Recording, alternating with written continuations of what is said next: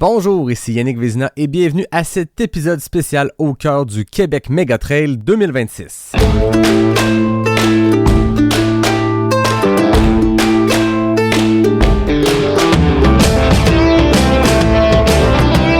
En trail, on se jase. En trail, on se rencontre. En trail, on existe.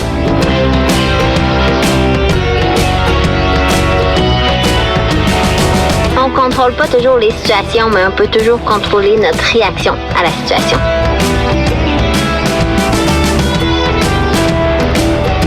Si tu commences à te sentir bien en courant un ultramarathon, fais-toi-en pas, ça va passer.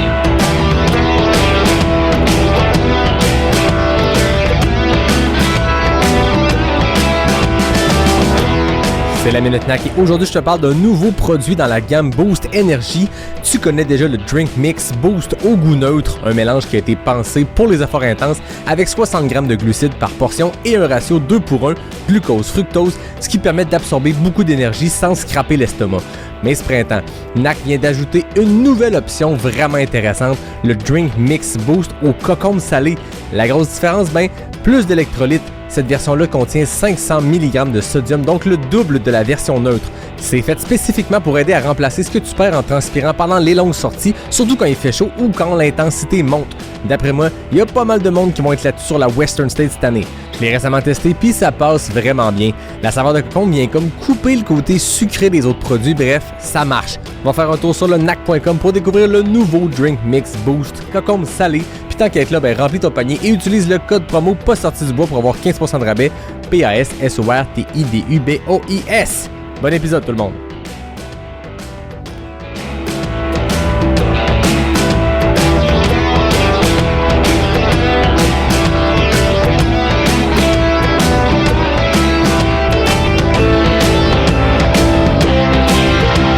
Ouais, on n'est pas sorti du bois, hein?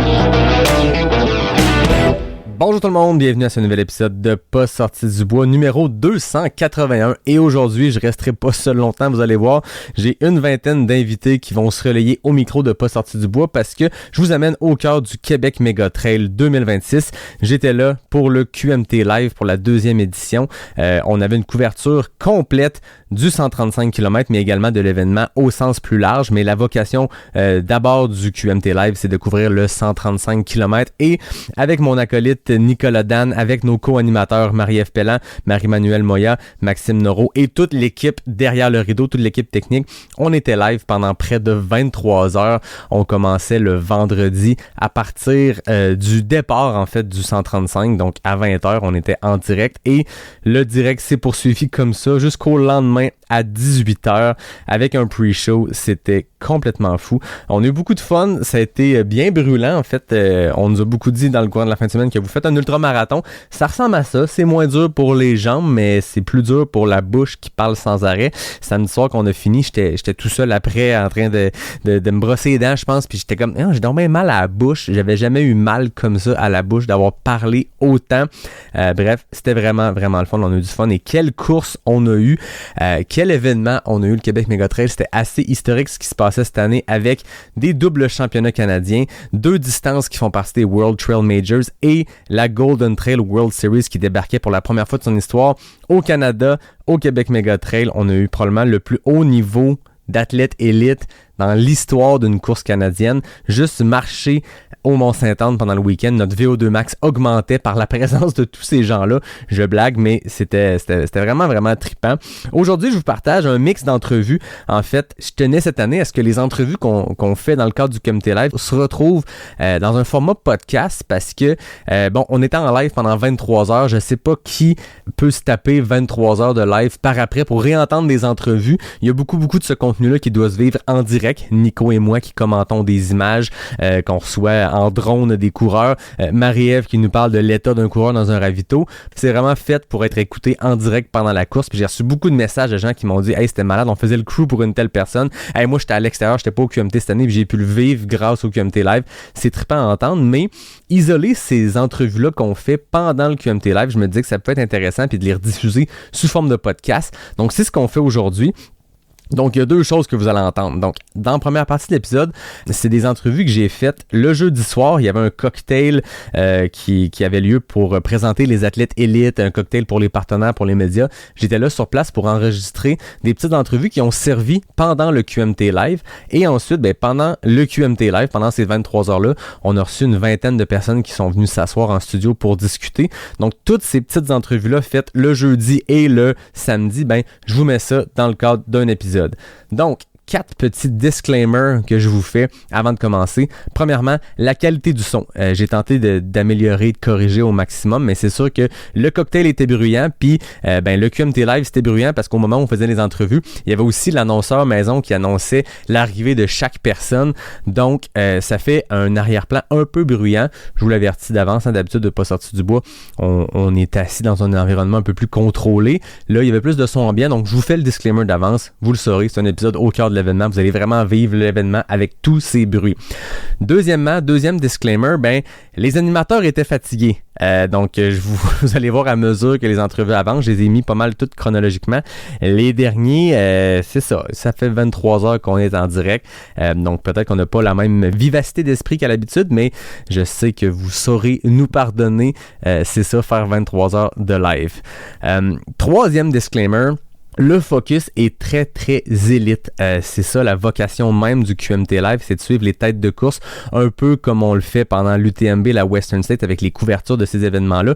Le QMT, la mission de Nico, de moi, de nos animateurs terrain, c'est de couvrir les têtes de course. Donc, c'est sûr que ce qui se retrouve dans les entrevues, dans ce qui a été créé pour le QMT Live, que je vous copie-colle dans un épisode de podcast, c'est un focus qui est très élite. Mais rappelons-nous qu'il y avait plus de 4000 personnes au QMT ce week-end, puis il y a des gens de tous les horizons, de tous les niveaux qui ont compétitionné puis qui ont repoussé leurs propres limites. Puis ça, je tenais à le souligner parce que avec Pas sorti du bois, j'ai toujours cette volonté-là de couvrir tout le monde de l'avant à l'arrière du pack.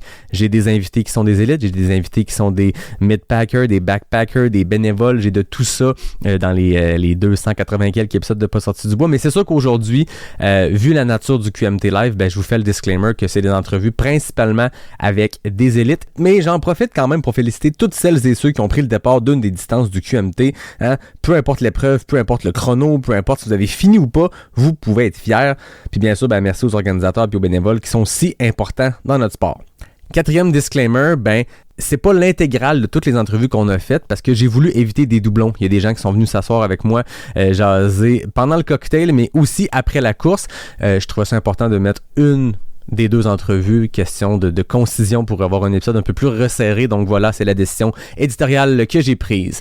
Donc, sans plus tarder, voici les entrevues faites dans le cadre du Québec Mégatrail. Donc, avant la pause des messages du partenaire, ce sera 6 entrevues qui ont été faites au cocktail du jeudi soir. Donc, vous entendrez successivement Jean Fortier, Elisa Ouellette-Gagnon qui est dans l'équipe médicale, Anne Champagne qui s'alignait sur le 135 km, Maïka Lamoureux et Kelsey Hogan, 2 athlètes qui étaient sur le QMT 80, et Marie-Ève Pellan qui était à l'aube d'une longue journée d'animation terrain sur le QMT Live. Ensuite, au retour de la pause, vous entendrez successivement le Kenyan Philémon Kiriago et le Marocain Elouzine El Azaoui, 2 des meilleurs coureurs de montagne au monde qui ont une grosse rivalité l'un l'autre pendant les courses de la Golden Trail World Series. Et cette rivalité-là s'est poursuivie parce que dans la course, il y a eu des images qui ont été partagées par après de la rivière où il y a eu un dépassement, on a joué un peu du coude. Donc, vous allez voir, même dans l'entrevue, on sent peut-être cet esprit de compétition-là entre ces 2 têtes d'affiche-là. Donc, je vous le dis aussi, il manque les premières secondes de l'entrevue avec Elouzine. Donc, ça va commencer raide. Mais bref, vous entendrez Philémon Kiriago et Elouzine El Azaoui, probablement les 2 athlètes avec les plus hauts VO2 max qui ont jamais passé dans l'histoire de Pas sorti du bois. Et ensuite, vous entendrez Victor Larocque qui a terminé 2e sur le 135, Alex Ricard qui a été couronné champion canadien de course en sentier format 50 km, Jean-Philippe Thibodeau qui lui a été sacré champion canadien de trail longue distance, mais il a terminé 2e derrière l'invité suivant, Dakota Jones, l'Américain qui a remporté le QMT 80. Bien sûr, JP a été couronné champion canadien parce que le premier de la course, Dakota Jones, est un Américain. Vous entendrez ensuite Elisa Morin qui a été elle aussi sacrée championne canadienne sur le format 50 km Elisabeth Cochon qui a terminé deuxième sur le 135, Sarah Bergeron-Larouche qui a remporté le QMT 80 et qui est devenue championne canadienne de course en sentier Formolon. Vous entendrez aussi Marc-Antoine Foran, un coureur que vous connaissez bien, que vous aviez entendu au podcast par le passé, qui lui était sur le 80. Vous entendrez Mathieu Grenier, un bénévole coureur de longue date, passionné du Québec Méga Trail, qui a une belle histoire de vie liée à cette montagne-là qui est le Mont-Sainte-Anne, liée à cet événement-là qui est le QMT. Vous entendrez ensuite, et pour conclure, Julie Lesage et Philippe Poulain, les deux athlètes de Québec qui ont terminé chacun troisième sur le 135. Donc voilà la liste de tous les invités que vous entendrez dans cet épisode de Pas sorti du bois. Donc sans plus tarder, commençons ça avec Jean Fortier, directeur général du Québec Méga Trail. Je suis avec Jean Fortier, fondateur, directeur de course du QMT. Jean, on pourrait parler d'un million de choses, mais d'abord, comment s'est passé le montage de cette 14e édition-là? Ça s'est bien passé. Vraiment, l'équipe, sait où ce qui s'en va. Tout le monde connaît leur rôle. Puis c'est sûr que c'est vraiment beaucoup de logistique, là. Puis à chaque année, on sort de notre zone de confort. On ajoute des choses, on a des nouveautés, mais ça va vraiment bien, sérieux. Tantôt, dans les discours, tu parlais de la CEPAC, qui est un nouveau partenaire parce que le sentier passe dans une section qui est maintenant de la CEPAC. Parle-moi de cette relation-là, c'est nouveau? Ben oui, c'est nouveau parce que là, ils ont comme pris tout le pourtour est du Mont-Sainte-Anne, qui est devenu le parc du Mont-Sainte-Anne. Puis c'est vraiment, sérieux, ça a été naturel. Une belle relation avec la CEPAC, tout de suite en partant. Puis c'est des gens intéressants, une belle... Puis, tu sais, ils ont les mêmes valeurs, dans le fond. Ils veulent protéger aussi le parc, puis l'endroit où on va courir, comme nous autres. Puis on veut préserver ça. Puis je pense que c'est de bon augure. Jean, au moment où ça va être diffusé, les coureurs vont être en pleine nuit dans le Sentier des Caps. Parle-nous des défis de ce sentier-là de nuit. Ouais, c'est un sentier tellement difficile parce que ça dépend tout le temps des conditions. C'est un sentier que je l'ai dit souvent qui tolère mal l'eau. Puis il y a des portions qui sont vraiment dures mentalement. À partir de Cap-Gribane, il y a la nouvelle section là que t'entames, qui est le Cap Brûlé, pour aller jusqu'à Saint-Tite. Puis tu redescends vers le fleuve pour remonter vers Saint-Tite. Puis je pense que ça joue beaucoup dans la tête des coureurs. Puis en plus, ils savent qu'à Saint-Tite, ils vont avoir de quoi de confortable. Et leur équipe de soutien, toute l'équipe, je pense que ça, tu sais, ça joue, là. Tu sais, t'as pas le choix d'y penser, veux pas. Puis c'est ça.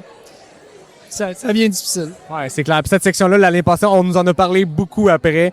Je pense qu'elle a pris par surprise les gens qui connaissent le Sentier des Caps, parce que là, c'est un nouveau secteur que vous avez développé. Je pense que c'est très technique puis démoralisant parce que tu penses que tu t'en vas vers Saint-Tite, puis là, on t'amène vers le fleuve. C'est pas naturel. Non, c'est pas naturel du tout. Puis on l'a bûché un peu à l'ancienne, tu sais. Il a fallu l'ouvrir, là, ce secteur-là. Mais on a quand même coupé une petite section qui était là l'année dernière, qui est plus là cette année. Puis ça, je pense que ça va vraiment aider beaucoup, là. Okay. Ouais. Ça fait quelques années que vous faites partie des World Trail Majors. Vous faites partie des fondateurs de cette série internationale-là. Vous avez des championnats canadiens. Il y a toujours eu beaucoup de compétitions. Là, de rajouter la Golden Trail. Vous aviez eu les séries nationales dans le passé, mais là, c'est la Golden Trail internationale. Toi, comme fan du sport, qui connaît ce sport-là depuis longtemps, d'être dans la même série que la Sierre Zinal, ces courses-là mythiques qui ont 40 ans d'histoire, ça doit faire quand même un petit velours. Ben oui, c'est sûr. Tu sais, la Sérozinale, puis après ça, il y a Zegama. Tu sais, c'est malade ces courses-là, là, puis d'être dans le même calendrier qu'eux autres. Moi, je trouve ça fantastique, là. Ben, tu sais, c'est un autre... c'est le genre d'étape qu'on est capable de recevoir parce qu'on a une équipe qui est vraiment forte puis qui est solide. Sinon, on serait pas capable parce que ça amène une grosse logistique. Mais tu sais, c'est le fun. C'est des athlètes qui viennent jamais ici, là, tu sais... de partout dans le monde, là, puis ça va vraiment être génial de voir ça, là. Il y a toujours eu du très gros calibre au Québec Méga Trail, mais c'est une première pour le Québec au sens large d'avoir les meilleurs au monde, pas juste parmi les meilleurs. Quand on parle de Elouzine, je veux dire, c'est le meilleur coureur en montagne présentement au monde, puis des gars comme lui, il y en a plusieurs, des filles de ce calibre-là, il y en a plusieurs. Ça va aller vite dimanche sur le 30 km. Ah oui. Ah, c'est ça. Puis, tu sais, c'est le fun qu'on puisse profiter de ça sur notre terrain de jeu enfin. Ça fait tellement longtemps que je veux que le Québec soit sur la scène internationale. Mais là, tu sais, on l'est, là. Fait que c'est vraiment cool. Oui, parce qu'on s'entend qu'on a des sentiers qui sont uniques. Des fois, les dénivelés de nos courses font rire les internationaux. Jusqu'à temps qu'ils se mettent les pieds ici. L'année passée, on a jasé avec Marilyn Nakache après la course. Puis je pense que c'est une fille qui a fait la marathon des sables, la diagonale, à Nœud pour son argent ici. Fait que ça les surprend toujours. J'ai hâte de voir les commentaires, les ressentis de ces athlètes-là dimanche après une course de 30 km avec si peu de dénivelé comparé à peut-être d'autres, mais de la racine, de la bouette, de la roche. Et voilà. Jean, on te souhaite un bon week-end du QMT, 14e édition. Félicitations à toute l'équipe. Merci beaucoup. Je suis avec Elisa Ouellette-Gagnon, qui est la chef de l'équipe médicale ici au Québec Mégatrail. Elisa, c'est quoi le défi pour votre équipe sur un sentier comme le QMT où on est loin de la civilisation, loin des ravitaux? Bien, comme tu le dis, on est loin. Donc, c'est important d'être autonome quand on va être dans les sentiers, d'être capable d'intervenir rapidement également, puis d'aller en proaction, aller au-devant des problèmes. Présentement, on le sait, il va faire chaud sur cette édition-ci. Donc, ça fait déjà quelques jours qu'on en parle avec les capitaines d'équipe, qu'on se prépare, qu'on a révisé nos protocoles pour être en mesure de refroidir les coureurs si jamais ils ont trop chaud. On le dit souvent, le Québec Mégatrail est un exemple, pas juste au Québec, au Canada, mais dans le monde, sur sa gestion médicale. Moi, comme coureur, je suis toujours surpris quand je fais le Québec Mégatrail parce que vous êtes pas seulement dans les ravitaux, vous êtes mobile, on vous croise dans le sentier à des endroits où il y a personne. Là, vous vous préparez une édition dans les plus chaudes qu'il y a jamais au Québec Mégatrail. Qu'est-ce que vous faites de plus? Qu'est-ce que vous faites différemment quand on sait qu'il annonce 40 de ressenti? Je pense que tu le dis très bien, on est présent, on est dans les sentiers et puis toute l'équipe se tient là-dedans. Il y a une cohésion, puis il y a un message qui est le même, qui est transmis dans toute l'équipe. On refroidit les gens. On suit aussi ce qui est evidence-based, donc ce qui est proposé par la communauté médicale. Comment qu'on doit traiter une personne qui a chaud, traiter malheureusement un arrêt cardiaque ou tout ça. On est préparé à ça. Je suis d'accord avec toi. Ça fait 4 ans que je fais partie du QMT, puis c'est la chose qui m'a le plus accroché, c'est comment qu'on va intervenir sur le sentier, puis qu'on est à côté du coureur, on est prêt à intervenir dans le sentier. On parle des coureurs pour qui ça va être difficile dans la chaleur, mais est-ce qu'il y a de la sensibilisation à faire aussi pour les équipes médicales? Parce que tantôt, je parlais avec un pacer, puis je disais, toi, ta job, c'est de t'assurer que ton coureur va bien, mais toi, faut que tu ailles bien aussi, faut que tu manges à des heures régulières. C'est pareil pour l'équipe médicale qui va être des longues heures dans le sentier. Hein. Effectivement, c'est le message que j'ai envoyé hier à mes capitaines, c'est on fait attention à notre équipe, on se pousse pas au-delà de ce qu'on doit faire, on s'assure qu'on reste là pour les coureurs, mais est également entre partenaires, entre patrouilleurs. On se surveille, on s'assure qu'on boit, on s'assure qu'on se repose, qu'on est à l'ombre également. C'est un parcours qui est long, c'est un parcours linéaire. Pour les coureurs, c'est le fun. Pour l'équipe médicale, ça va être un bon casse-tête de poster des gens sur 135 km de sentier avec plusieurs heures, parce que entre le premier et le dernier à Saint-Tite-des-Caps, par exemple, il y a des dizaines d'heures de différence. Ça représente combien de personnes environ, sans nous dire de chiffre exact, qui vont être là en fin de semaine sur les équipes médicales? Présentement, j'ai à peu près 50 patrouilleurs. Puis, tu sais, ce que t'expliques comme puzzle, ben c'est ça le fun. C'est pour ça qu'on fait ça, là. C'est pour le jeu d'échecs de où est-ce qu'on va se situer, où est-ce qu'on sait que c'est les points chauds, où est-ce qu'on va avoir à sortir le plus de personnes, où est-ce qu'on sait que les abandons se situent le plus. C'est pour ça qu'on le fait, là. On aime cette adrénaline-là, là. On parle beaucoup des longues distances parce qu'on s'imagine, couvrir 135 km, mais souvent, les distances plus courtes, que ce soit le 6, le 15, le 25, je dis courte, c'est très long comme distance, mais c'est souvent là où il y a plus de gens inexpérimentés qui font leurs premières armes en trail. Donc, je suppose qu'il y a une attention particulière aussi pour supporter les coureurs, les coureuses sur les distances plus courtes du dimanche. Oui, on est là. On le sait que le dimanche, en fait, comparativement au samedi, c'est un pace qui est plus rapide, ça déboule rapidement. C'est vrai que c'est là où est-ce qu'on a le plus d'appels également. C'est un bon moment aussi, des fois, pour faire de la sensibilisation auprès des coureurs, faire attention à ses pieds, comment qu'on se tient en santé. C'est quoi la différence entre une situation qui est très grave ou juste une petite écorchure à un genou. Donc, c'est ça qui est le fun dans le Québec Mégatrail, c'est qu'on a du long, puis on a du très court fast-facing où est-ce qu'il faut qu'on agisse rapidement. On souhaite à toi et ta cinquantaine de membres de l'équipe un bon week-end du QMT. Merci beaucoup de ton temps. Merci à vous également, puis bon QMT. Donc, je suis avec Anne Champagne qui fait le 135 km pour la première fois. Comment tu te sens? Je me sens vraiment bien. Je me sens full calme. Fait que c'est vraiment le fun d'avoir ce feeling-là. En fait, j'ai pas trop de stress. Vraiment juste des petits papillons normaux. Fait que c'est le fun. Un bel historique avec le Québec Méga Trail. Tu étais là en 2019 sur le 110. Tu as fait le 100 miles. Tu l'as remporté il y a 2 ans. Là, tu reviens sur une petite distance. On le dit à la blague parce que c'est 135 km. T'as-tu une portion préférée, toi qui connais ce parcours-là par cœur? Je pense que j'aime me perdre dans le Sentier des Caps. C'est une longue portion, c'est pendant la nuit. Non, on voit pas nos personnes préférées dans notre crew, mais je trouve que ça nous permet de vraiment nous mettre dans notre bulle puis de donner un ton à notre course qui est pas fini quand on y sort. Là. Il nous reste encore un gros bout qu'on arrive à Saint-Tite, mais je trouve que ça donne le ton, ce Sentier des Caps-là. Fait que, ouais, Sentier des Caps. C'est magnifique, même la nuit. Ouais, vraiment. C'est une course qui part habituellement vite, qui part de soir à une heure assez inhabituelle. T'as-tu une stratégie de course ou dès le départ, t'es 100% sur tes feelings? Je dirais que je voudrais être patiente et constante. C'est mes mots. Je sais que ça va partir vite. Je veux pas me laisser emporter là-dedans. Je sais que je peux être forte en deuxième partie. Donc, je me dis d'être constante pendant jusqu'à Saint-Tite, d'être vraiment, vraiment patiente. Puis à partir de Saint-Tite, d'ouvrir. Souvent, on dit que la course commence à Saint-Tite de toute façon. C'est ça. Voilà. Est-ce que tu as un crew, un pacer? C'est qui l'équipe qui va t'accompagner dans ces 135 km-là? Ouais, mon crew, ça va être mes parents. Ils sont habitués. Fidèle au poste. Ah ouais, pour vrai, à chaque fois. Donc, je leur fais entièrement confiance.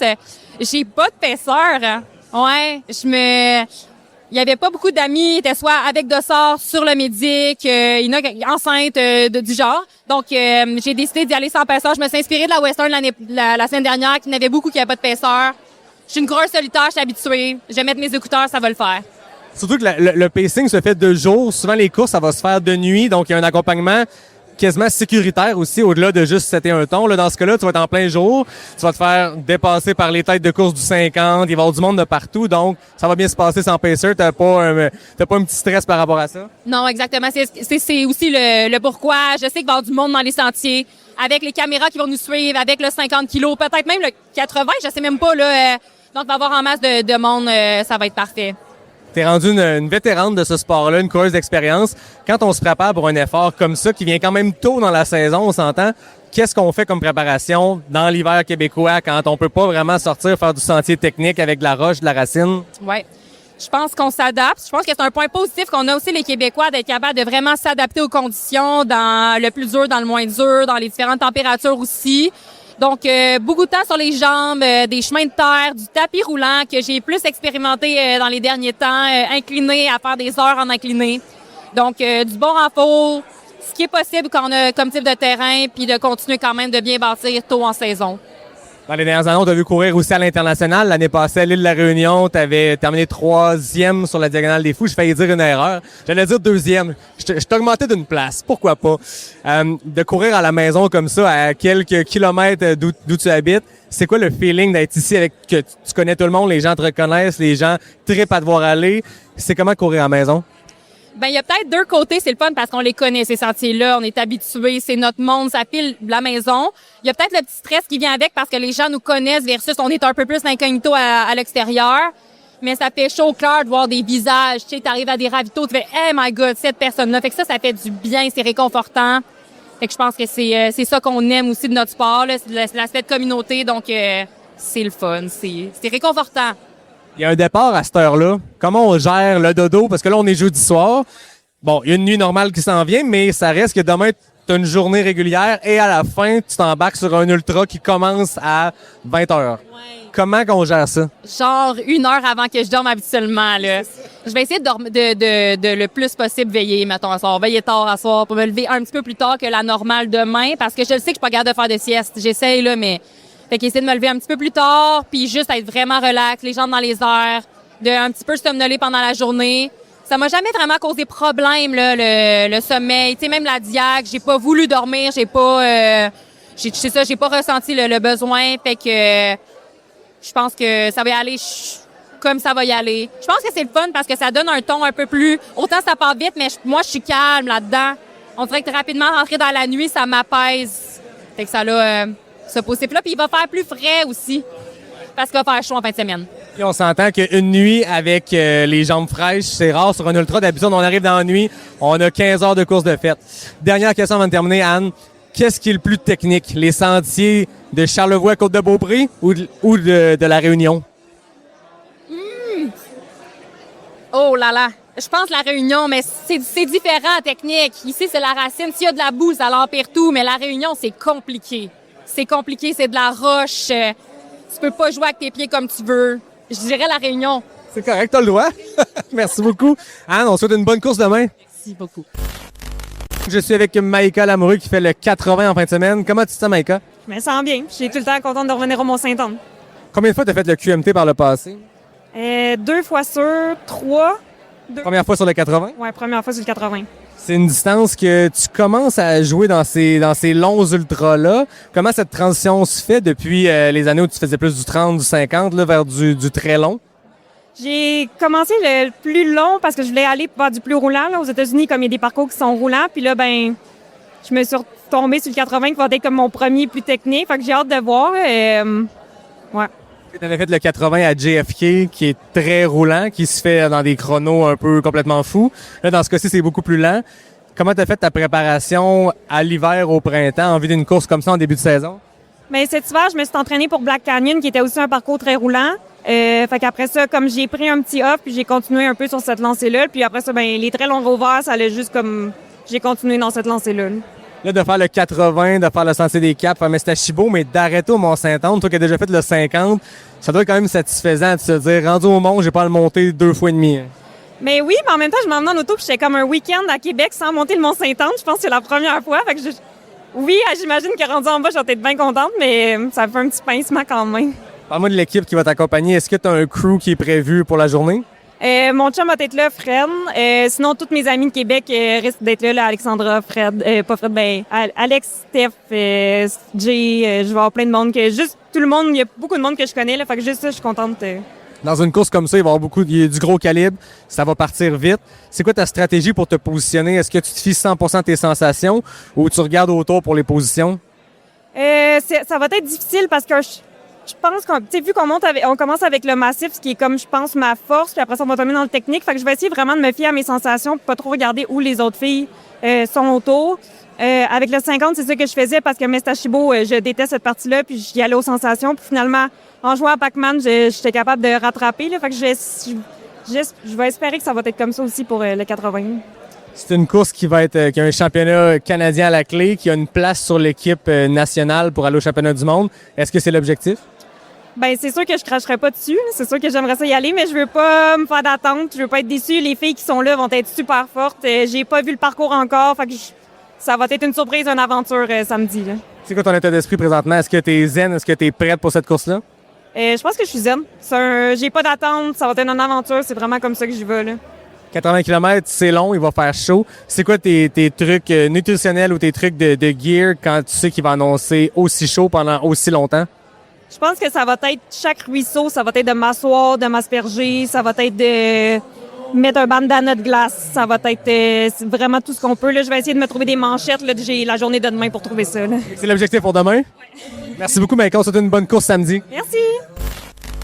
I'm with Kelsey Hogan, 6-time participant at the Quebec Mega Trail. This year you're on the 80K. You won the 100-miler twice. You've finished it 3 times. How is it to come and do the small distance? I'm kidding. It's 80K. You've done it last year. Are you ready? I'm ready. I'm so excited to be back. And yeah, it's funny. It's dropping down in distance. It's short and fast. Yeah. I know it's a very long distance for many people, but totally different style of racing. And I'm so excited to get out there on Saturday morning. What's the difference for you starting a 100-miler, knowing that you're there for 24-hour plus, and then going on an 80K that is a pretty fast race? It's the Canadian Championship. A lot of women will start fast. What's the difference for you on your mindset? I think trusting myself to run faster off the start, for sure.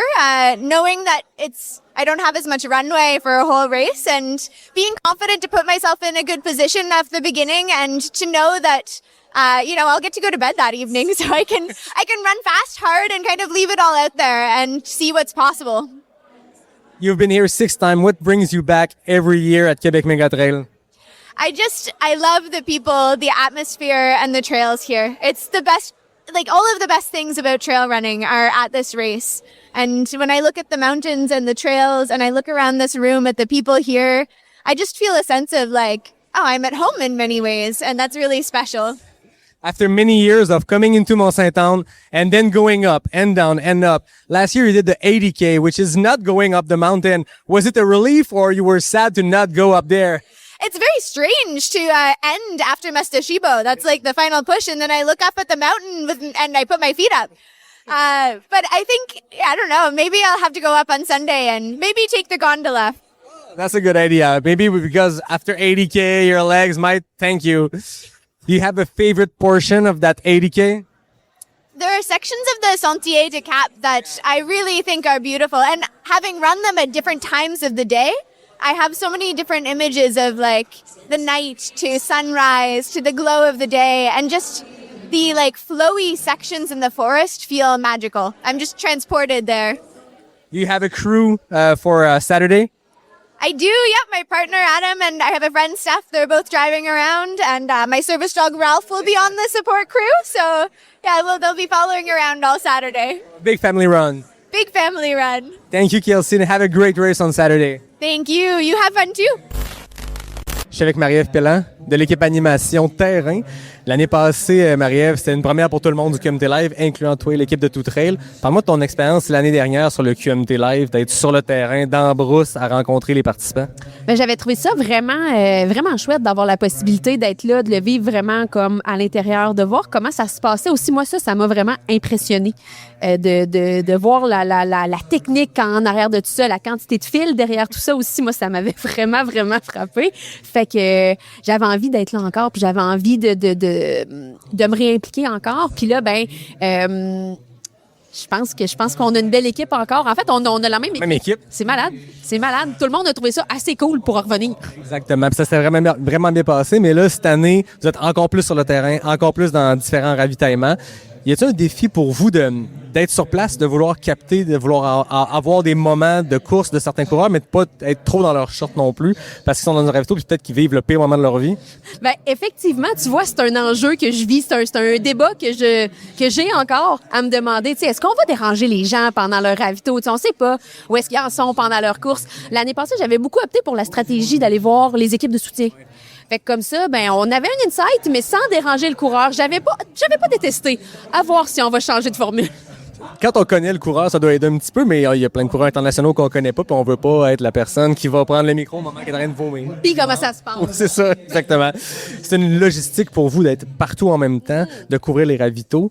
Tu me disais tantôt, tu as la chance d'avoir les ravitaillements qui sont plus faciles d'accès. Il y a du monde dans ton équipe qui s'en vont dans la brousse. Parle-nous de ce défi-là, de pas juste avoir à aller chercher des entrevues, mais d'aller randonner, courir pour s'y rendre. Ben c'est parce qu'en fait, c'est pas juste tu déplaces ta personne avec ton cell pour aller filmer. Tu sais, c'est un setup qui est quand même complexe avec un Starlink, une grosse caméra, des grosses affaires. Fait que bref, ça demande quand même un peu de jus de bras pour ramener ça là. Puis je pense à Max puis à Phil qui seront au Cap Brûlé où est-ce qu'il y a une randonnée de 4 km à faire pour se rendre avec tout leur matériel.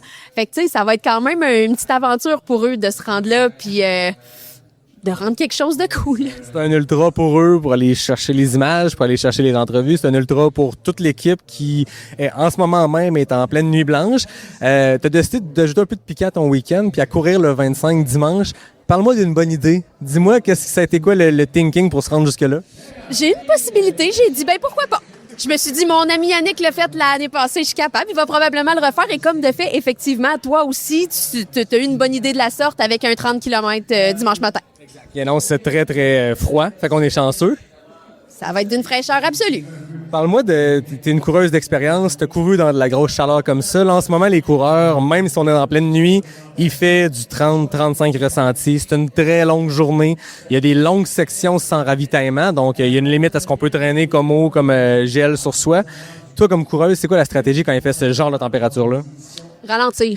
Ralentir, puis juste respecter comment est-ce qu'on se sent, parce que de toute façon, on peut pas aller plus vite. Puis tu sais, un coup de chaleur, ça reste que c'est vite arrivé. Fait que c'est pas quelque chose que je recherche moi personnellement. La bonne nouvelle, c'est qu'il y a plu quand même beaucoup dans les dernières semaines. J'ai pas été valider l'état des sentiers. J'ai eu des échos de gens qui l'ont balisé, par exemple. Semblerait que c'est assez humide. Fait qu'au moins, les coureurs auront la possibilité de se rafraîchir. Fait que ça, c'est quand même assez intéressant, là. Merci beaucoup, Marie-Ève. On te retrouve après ta sieste demain matin. On se retrouve après ta sieste demain matin, toi aussi. Et voilà.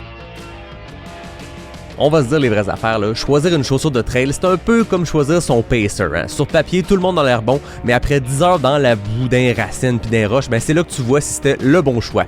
C'est justement pour ça que j'aime Altitude Sport, parce qu'au lieu de te retrouver en magasin devant 3 modèles sur une tablette en espérant que ta grandeur soit disponible, ben tu peux comparer une quantité presque gênante de choix. Des marques, il y en a en masse. Oka, On, Salomon, Norda, Saucony, La Sportiva, Altra, Nike, Brooks, New Balance, Merrell, Normal, Topo, Adidas, The North Face, ASICS, Keen, Vibram, Craft, Satisfy, Mizuno. J'ai quasiment besoin d'un ravito à mi-chemin pour me rendre au bout de la liste. Puis avec les filtres de recherche sur leur site, ben tu peux chercher exactement ce qu'il te faut. La taille, la disponibilité, les rabais en cours. OK, jusque-là, ça va, mais il y a quand même des filtres de coussinage, de drop, de largeur, puis des avis des clients. Puis comme toujours, ben Altitude Sport rend ça simple. C'est une entreprise canadienne basée à Montréal, 100% en ligne avec plus de 400 marques premium. Tu commandes aujourd'hui, c'est livré demain partout au Canada et même le jour même à Montréal. Puis si finalement c'est pas le bon modèle, ben les retours sont faciles avec un simple code QR. Va sur altitudesport.com, utilise le code POS sorti du bois 2026, PASSORTIDUBOIS 2026 pour obtenir jusqu'à 20% de rabais sur ta première commande. Faut juste créer un compte. Le lien et les conditions sont dans la description. Le Québec Mégatrail vient à peine de se terminer, mais si tu suis le trail dans les dernières années, tu le sais que c'est maintenant qu'il faut penser à t'inscrire pour 2027. C'est ça la réalité aujourd'hui avec le gain en popularité du trail et la masse de personnes qui veulent participer à un événement de calibre international comme le QMT. Donc, si tu veux pas manquer ta chance et que tu veux un tarif réduit, ben c'est maintenant que ça se passe. Il te reste quelques jours pour profiter du tarif Early Bird qui donne jusqu'à 25% de rabais. Mais attention, c'est pour une quantité limitée de dossards, alors niaise pas. Le Québec Mégatrail a des distances allant de 1 à 135 km avec des parcours accessibles pour faire ses premières armes en trail, comme des parcours ultra exigeants et techniques pour ceux et celles qui aiment le fun de type 2. Le QMT 2027 aura lieu du 1er au 4 juillet 2027 sur les plus beaux sentiers de Charlevoix et de la Côte-de-Beaupré. Inscris-toi dès maintenant au ultratrailcanada.com. Philemon, welcome to Quebec. How you feel about racing tomorrow, the Golden Trail Series race? For sure, I'm excited to be here. I'm looking forward for tomorrow to do my best because this is my first time to be in Canada. Yeah. And probably I know the cost last part from the last flashment. I don't know the beginning and the middle. So well prepared with my colleagues for the challenge each other. The finisher and will determine. Sure. So did you go on the race a little bit today, like to see how technical it is, or? Yeah, yesterday I went up to the last flashment, 20k. Then I came 9k to the finish. And today, with my colleagues, we went 3 kilometers and 3 kilometers back. Yeah. Pretty technical. For sure, when I compare some races with this, it is much better because the technical one is not much difficult for elite runner like me. Yeah. I will do my best because I'm here. You had a big race against Elusin at Broken Arrow, so this will be another duel between you two. How do you like that competition part of seeing the same runner at every race and trying to compete and be the best? For sure, me running with Elusin, it's my pleasure and I'm happy to race with him because he's somehow experienced than me. So I'm learning some techniques from him, even if he has some gymnastics. I like it because if without gymnastics or challenges, you cannot be classified as a champion. That's why each level race is racing. I try to follow him. Okay. So on tomorrow, for me, I will learn my own race. If it will be my day, it will. But I will try my best. Yeah. What is going to be your strategy for tomorrow? Because there is a very big uphill and then it's mostly downhill for most of the race. Do you try to stay with Eliasin for the climb and then try to attack in the downhill? For sure, according to my strategy, tomorrow I have zero strategy because I have many Kenyans. You know, we are 5 at the moment. You know, they have similar strategy. My strategy can be different because I do like racing in the front from the beginning up to the end. Tomorrow maybe I will switch a little bit to be like Elsin, if God willing. But if I event that no one who is likely to pace for us, I'm ready because a champion remains to be a champion. Don't fear to be in the front, don't fear to be back.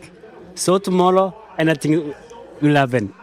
So, first time in Canada, how do you like it here? Canada is so beautiful, like Kenya. Yeah. I like it because if I stay here, the training areas, it's like where I'm living because I've done 2 learnings and I've liked the place. So I would like it when everything went going well tomorrow because I'm looking for the victory. Comme Tsegama, Broken Arrow, comment tu trouves ce parcours-là? Alors, je trouve vraiment c'est beaucoup différent et beaucoup technique. Je pense qu'ici vraiment pas beaucoup technique, mais on va essayer demain de courir bien à les petits distants. Oui, c'est vraiment différent. Comme l'Europe, il y a beaucoup de montagnes, mais quand même aussi ici, il y a quelques endroits qui est très technique. Donc tantôt on a eu Philémon qui est venu sur le plateau. Donc on lui a aussi posé des questions sur la stratégie qu'il va adopter demain, parce qu'on sait que c'est une très grande ascension suivie d'une très longue descente aussi. Ouais, comment est-ce que tu vois ça? Moi vraiment, j'ai pas aucune stratégie. Je cours avec ma tête, avec le cœur, et ça c'est sûr, ça va être un grand plateau. Et surtout qu'il vraiment il y a plein des athlètes très forts qu'ils n'ont pas encore courir, mais demain ça va être un bon bataille. Donc la stratégie, Philémon nous disait, je vais laisser Eluzine y aller et voir la stratégie. Donc Philémon Kiriago s'appuie sur toi pour voir la stratégie. De ton côté, vous revenez d'un gros duel à Broken Arrow. Ouais. Est-ce qu'il y a un sentiment de revanche pour tenter d'aller chercher la victoire demain? Ouais, demain je veux essayer de donner le moi-même. Je pense que je suis bien, je suis prêt mentalement à tout. Ouais, qu'on veut savoir qu'ils ont vraiment encore vite. Alors quand on arrive en sprint, chaque année il donne le maximum à soi-même. C'est la 3e année que tu participes à toutes les épreuves de la Golden Trail World Series. Tu as remporté les 2 dernières éditions. Ouais. Qu'est-ce que tu aimes de ce type de format-là de course en montagne? Ouais, je suis vraiment très contente. J'ai gagné 2 années la Golden Trail World Series. Je pense que je suis le meilleur Africain qui a gagné des bonnes victoires. Et ouais, c'est un course que j'aime beaucoup. On se sent vraiment comme en famille. Et c'est vraiment les organisations, c'était bien. C'est des bonnes courses. Est-ce que tu aimes le fait de voyager, de découvrir des nouveaux endroits? Comme là, tu dis, c'est la première fois que tu étais au Canada. La Golden Trail, la course t'amène à voyager. Est-ce que c'est quelque chose que tu aimes? Oui, bien sûr. Grâce à cette course, grâce à le sport, grâce à le trail, on est toujours contente et pour les cultures qui approchent aujourd'hui avec les trails, ça c'est quelque chose très très important. Et pour moi, je suis ici vraiment, je suis contente. J'ai des fans ici à Canada. J'ai quand même connu un peu l'histoire, mais ouais. Est-ce que tu as pu suivre aujourd'hui un peu les courses? Est-ce que tu as regardé qu'est-ce qui se passait sur les parcours? J'étais suivre Dakota. Il est vraiment félicitations pour lui. Et aujourd'hui, c'est une victoire énorme pour Normal. Oui. Et le premier, c'est normal. Le deuxième, c'est normal. Alors, félicitations pour qu'est-ce qu'ils ont fait vraiment aujourd'hui. Ça m'a inspiré pour demain. Et le match aujourd'hui, le Maroc contre Canada, je pense que j'ai un peu de pression. Il faut que demain, j'ai fait un bon résultat quand même. Oui, parlons-en parce qu'on n'a pas encore abordé le football ici, mais c'était un match de Coupe du Monde entre le Canada et le Maroc. Victoire de 3-0, je crois. Vraiment, moi, j'ai pas vu parce que à cause d'aujourd'hui, c'est la course, on a vraiment beaucoup de choses, mais je viens de voir maintenant, c'est 3-0, mais attention, demain Rémi Leroux va peut-être venger le Canada et va attaquer sur le Mont Saint-Anne. Ça va être un grand plaisir aussi, hein. Et demain aussi, ça va être des bons athlètes canadiens comme Rémi. peut-être demain ça va être une surprise aussi pour les coureurs Canada parce qu'ils ont vraiment fort et j'ai connu quelques athlètes et ils ont vraiment fort. Merci beaucoup de ton temps cet après-midi, de t'être déplacé pour l'entrevue. Ouais, on te souhaite une bonne course demain. On va suivre ça avec beaucoup d'attention. Merci beaucoup. Bonne course demain. Merci. Victor Larocque, bienvenue en studio. Comment ça va? Salut Yannick. Comment ça va? Ben, ça va quand même bien. Ouais. Maintenant que la ligne d'arrivée est franchie, je peux dire que ça va beaucoup mieux. Félicitations pour ta 2e place. Merci beaucoup. Une grosse bataille qu'on a suivie toute la nuit, toute la journée avec Camille. 2 batailles. 2 batailles. Une avec Antoine. Ouais. C'était pas vraiment une bataille, là. On s'est comme aidés mutuellement. Ouais, c'est ça, on vous a vu courir une bonne partie de la nuit ensemble. On a fait comme entre le ravito Cap Salut puis Cap Griban ensemble. Ça fait du bien? Ouais, juste parce que on est tout seul longtemps dans la nuit quand même, là. Fait que, tu sais, de voir quelqu'un puis de se jaser, de se challenger un peu, ça fait du bien. Changer le beat. Ouais. Puis Camille, c'est toute qu'une machine, ce gars-là. Là. C'est vraiment toute qu'une... Tu sais, en fait, ce qui est incroyable avec lui, c'est que, tu sais, il est pas habitué à des terrains comme ici du tout. Fait que la technicité, pour lui, c'était un défi incroyable. Donc, tu sais, il était comme déstabilisé par ça. Puis, tu sais, tu le voyais qu'il était dans le dur à cause de, tu sais, juste l'effort d'analyser le terrain tout le temps. Mais Stachibo, là... Mais Stachibo, il était pas content. Puis on vous suivait, vous étiez vraiment ensemble les deux pendant une longue portion. Oui, c'est ça. Puis aussi, qu'est-ce qu'il a pas aimé, là? À un moment donné, là, c'était le sentier des Caps à la fin. Tu sais, la fin du sentier des Caps, après le Cap Griban, là, Cap brûlé. Ça descend vers le fleuve. Puis là, plus que ça descend, plus que c'est technique, puis que c'est plus ou moins défriché. Fait que, tu sais, c'est quand même intense. En tout cas, il était pas trop dans son élément. Puis après ça, quand on est tombé sur le moins technique, paf! Ouais. Monter la montagne, courir en arrière. Il m'a pris 30 minutes là, au final. Ouais. C'est un gars de 2,20 sur marathon.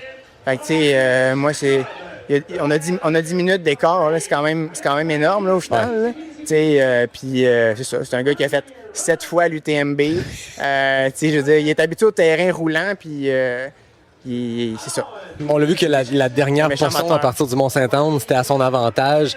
Excuse-moi, je l'ai pas entendu. On dit que la dernière portion du parcours, c'était à son avantage parce que on comparait sa préparation où lui, depuis janvier, il court sur des terrains montagneux, rapides. Ouais. Dans ton cas, tu t'entraînes au Québec dans du technique, mais dans des sentiers qui viennent de dégeler. Ouais. Puis on l'a vu dans la montée être extrêmement à l'aise. Puis tu sais, il était plus frais que moi aussi, là, évidemment. Là, moi, ça m'a quand même tiré beaucoup d'énergie de batailler avec lui, là, parce que, tu sais, on est pas du même calibre, là. Fait que, tu sais, en tout cas, c'est impossible de... On dit tout le temps, on va être sage, on va faire sa course, mais ça se passe jamais tout à fait comme ça. Ben, je pense que tu peux être fier parce que lui, de son côté, quand on lui a parlé, quand il était assis où tu étais, nous disait à quel point votre moment ensemble dans la Mestachibo, tu l'as pris à un moment qui était dans le dur, puis que ça l'a vraiment tiré vers le haut de t'avoir avec lui. Donc, je pense que vous vous êtes mutuellement aidés dans ces portions-là. Ouais. C'est ce qui est beau du trail, mais à un moment donné, la compétition, c'est la compétition. Ben oui, c'est puis ça risque de faire une grosse performance plus rapide que le gagnant de l'année passée. Une grosse journée. C'était très chaud au départ. Comment tu as vécu avec la chaleur? On vous voyait avoir des bandanas de glace toute la nuit. Hein? Ouais. Ben, c'était quand même intense, là. Tu sais, les ravitaux sont quand même éloignés, là. C'est dans le sentier des Caps, là. Fait que, tu sais, moi, j'avais tout le temps 3 flasques de 500 ml. Puis j'étais limite, là, quand même, là. Tu sais, je rationnais un petit peu. Mais tu sais, à un moment donné, tu peux pas plus boire, là, tu sais. Ouais. Fait que je pense que somme toute, c'était quand même bien, mais tu sais, ça tire du jus pareil, là. Ouais. Mais au moins, les sentiers étaient quand même très secs, là. Fait que ça, c'était bien. Surtout Mestachibo, là. Mestachibo mouillé, c'est une autre histoire, là. Ouais, c'est ça. Ouais. Fait que là, je comprends que vous prenez un café ensemble dimanche matin? Ben, en tout cas, on en a jasé. En tout cas... Tu me diras comment ça se passe demain, ça fait 2 fois que je lui demande, là, mais tu sais... Peut-être que c'est trop une 3e, là, fait que... C'est pas trop une 3e. Peut-être que tu peux demander à Camille, avec ça, on en a jasé quand même. Ouais. Il m'a dit que l'UTMB, c'était plus facile que le QMT 135. Bon, ouais. Oh ouais, tu sais, il était ici, puis ce qu'il a dit, ce que sa femme a traduit, c'est qu'il pensait que c'était plus flat. Donc je pense qu'il s'attendait zéro à avoir des trails techniques. Donc tu sais, les réactions que tu dis qu'il a eu dans les trails, on n'est pas forcément étonné parce que souvent c'est ça, les Européens, des fois ils étudient pas tant le parcours, ils font pas de reconnaissance, puis ils arrivent ici, puis ils sont genre, c'est quoi ce truc? Donc Mais en tout cas, il y a une force mentale incroyable là, d'avoir surmonté pareil la course puis d'avoir fait un super bon temps. Là, je me souviens pas c'était quoi le temps de référence de l'année dernière, mais... 17-18. Combien? 17h18. 17-18. Il a fait 16-40 et toi, 17... Toi, c'est 11 minutes en dessous. Fait que, comment quoi? 17-07 dans ton cas. Fait que vous êtes les deux sous le record du parcours. OK. Mais vous avez retranché beaucoup. Vous mettez la barre haute pour l'an prochain. Hein? Ben là, il y a des athlètes de plus en plus haut calibre là, qui viennent. Là, il y en a une couple là, qui n'ont pas fini aujourd'hui, là, mais qui avaient des cotes ITRA monstrueuses. Là. Ouais. Je me souviens plus du nom de l'Espagnol. Oui, l'Espagnol. Il y a eu des crampes là, au tout début de la course, là, kilomètre 15. Là.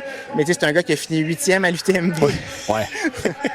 En même temps, c'est encourageant quand on se prépare au l'UTMB d'avoir partagé des kilomètres avec quelqu'un qui l'a fait en 22 heures. Avec le café à Nico, tu vas être prêt. Mais là, avant de parler de l'UTMB, Victor, c'est le temps de se reposer un peu, prendre ta bière ici, les jambes dans les airs, puis sois fier. Félicitations pour ta course. Merci beaucoup. Merci beaucoup d'être passé en studio, nous jaser de ça. Ça fait plaisir. Immense performance. Est-ce qu'en régie, on est prêt à avoir une entrevue avec Alex Ricard? Quand on est prêt? On est prêt. Donc, Alex, félicitations, nouveau champion canadien, trail court. Comment s'est passée ta course? Ça s'est vraiment bien passé, pour vrai. C'est sûr que j'aurais aimé ça courir la Mestachibo avec du monde, mais Danny est parti comme une balle, puis je me suis retrouvé dans un petit chase pack, puis on a fait des petites erreurs à une place, on s'est comme trompé de parcours, puis là, je me suis comme détaché des autres gars, fait qu'après ça, j'ai juste eu du plaisir dans Mestachibo. Je voulais pas trop en donner parce que je savais que la distance me faisait peur. Là. J'ai pas beaucoup d'expérience sur les 50 kilos. Fait que j'ai couru au pace toute la journée.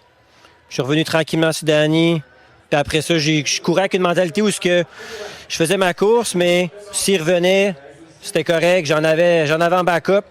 Fait que j'ai couru de même toute la journée. Puis quand je suis arrivé au fondeur, j'ai dit, OK, là, c'est là qu'on y va. Puis là, je suis rentré fort. Fait que je suis content. J'ai un record de parcours. Puis des bonnes sensations toute la journée, pour vrai. Fait que c'est vraiment le fun d'avoir un 50 kilos. Est-ce que ça a vraiment bien été de A à Z? Là, la nutrition a bien été. Tout a bien été. À quel endroit le dépassement sur Danny s'est fait? Comment? À quel endroit le dépassement sur Danny s'est fait? J'ai dépassé Danny dans l'escarpé. Okay. Je te dirais passer la moitié. OK. Ouais. OK. Quand même. T'es un gars qui est rendu habitué du Mont-Saint-Anne, parce que ça fait 2 ans que les championnats canadiens de course en montagne se tiennent ici en octobre. C'était-tu ta première fois au Québec Méga Trail? Non, j'ai couru le Québec Méga Trail. Je parlais avec Jean. Je pense que c'était dans les premières éditions. Là. J'ai fait... Ce qui est drôle, c'est que j'ai fait Québec Méga Trail. Je pense que c'était QMT 10 ou 12. Puis on montait justement l'escarpé, puis on descendait le sentier des Pionniers. Okay. Je me souviens, cette année-là, j'avais demandé à mon ex d'aller en haut et de m'amener un casque de vélo parce que j'arrivais de la traque puis de la route, puis je me suis dit, je vais me tuer dans la descente. J'avais gagné cette QMT-là. Avec le casque de vélo? Non, finalement, elle avait pas réussi à monter en haut puis me l'amener à temps. J'étais arrivé là, faut que je descende. Fait que, mais ouais, je pense que c'était dans les premières éditions. C'est la première ou la deuxième édition. Puis j'ai dû le refaire une autre fois, mais ouais, ça faisait longtemps que j'avais couru. Mais tu sais, je connais très bien les sentiers ici. Là. Oui, c'est ça. Puis maintenant, tu vis dans l'Ouest, mais là, tu viens de te garantir une place sur l'équipe canadienne. Donc, tu as rendez-vous à Cape Town l'an prochain. Ouais. Ça fait quoi de autant d'avance savoir où on s'en va en 2027 avec cette place-là dans l'équipe canadienne? Ah, c'est vraiment un avantage. Je trouve que pour les Américains qui doivent faire leur sélection l'été prochain, ben, ils doivent piquer 2 fois dans la saison. Fait que là, pour moi, c'est comme une sécurité l'année prochaine. Tout est pour les championnats du monde. J'avais déjà mon spot pour l'ascension. J'avais fait un top 20 mondiaux. Fait que techniquement, là, j'ai mon spot sur l'ascension et le short trail. Je vais quand même courir le up-down, mais j'avais vraiment aimé l'expérience en Espagne de courir le vertical et le short trail. Fait que ça va être ça que je vais faire à Cape Town. Fait que je suis vraiment excité. Félicitations, champion canadien sur le short trail, course en sentier. Pendant qu'on va pas passer le micro à notre nouveau champion, nouveau, le même qui se confirme, champion canadien. JP Thibodeau vient nous joindre ici, champion canadien de trail long. Hey, les deux beaux jours sont champions canadiens cette année.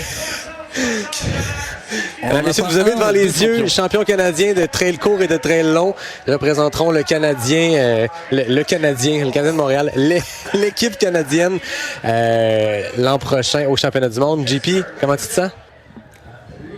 Cassé. L'histoire se répète, deuxième année consécutive où tu es champion canadien.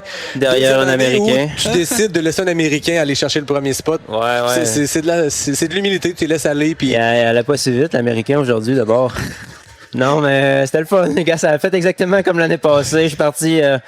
l'année passée, j'avais couru avec Eric jusqu'au ravito 1, puis là, j'ai couru avec Dakota jusqu'au ravito 1, puis les deux gars, ils sont partis tout de suite après. L'année passée, j'avais crashé un peu plus, par exemple. Là. Cette année, j'ai été capable de fighter puis rester fort tout le long. Vous autres, les boys, comment ça va? Êtes-vous fatigués?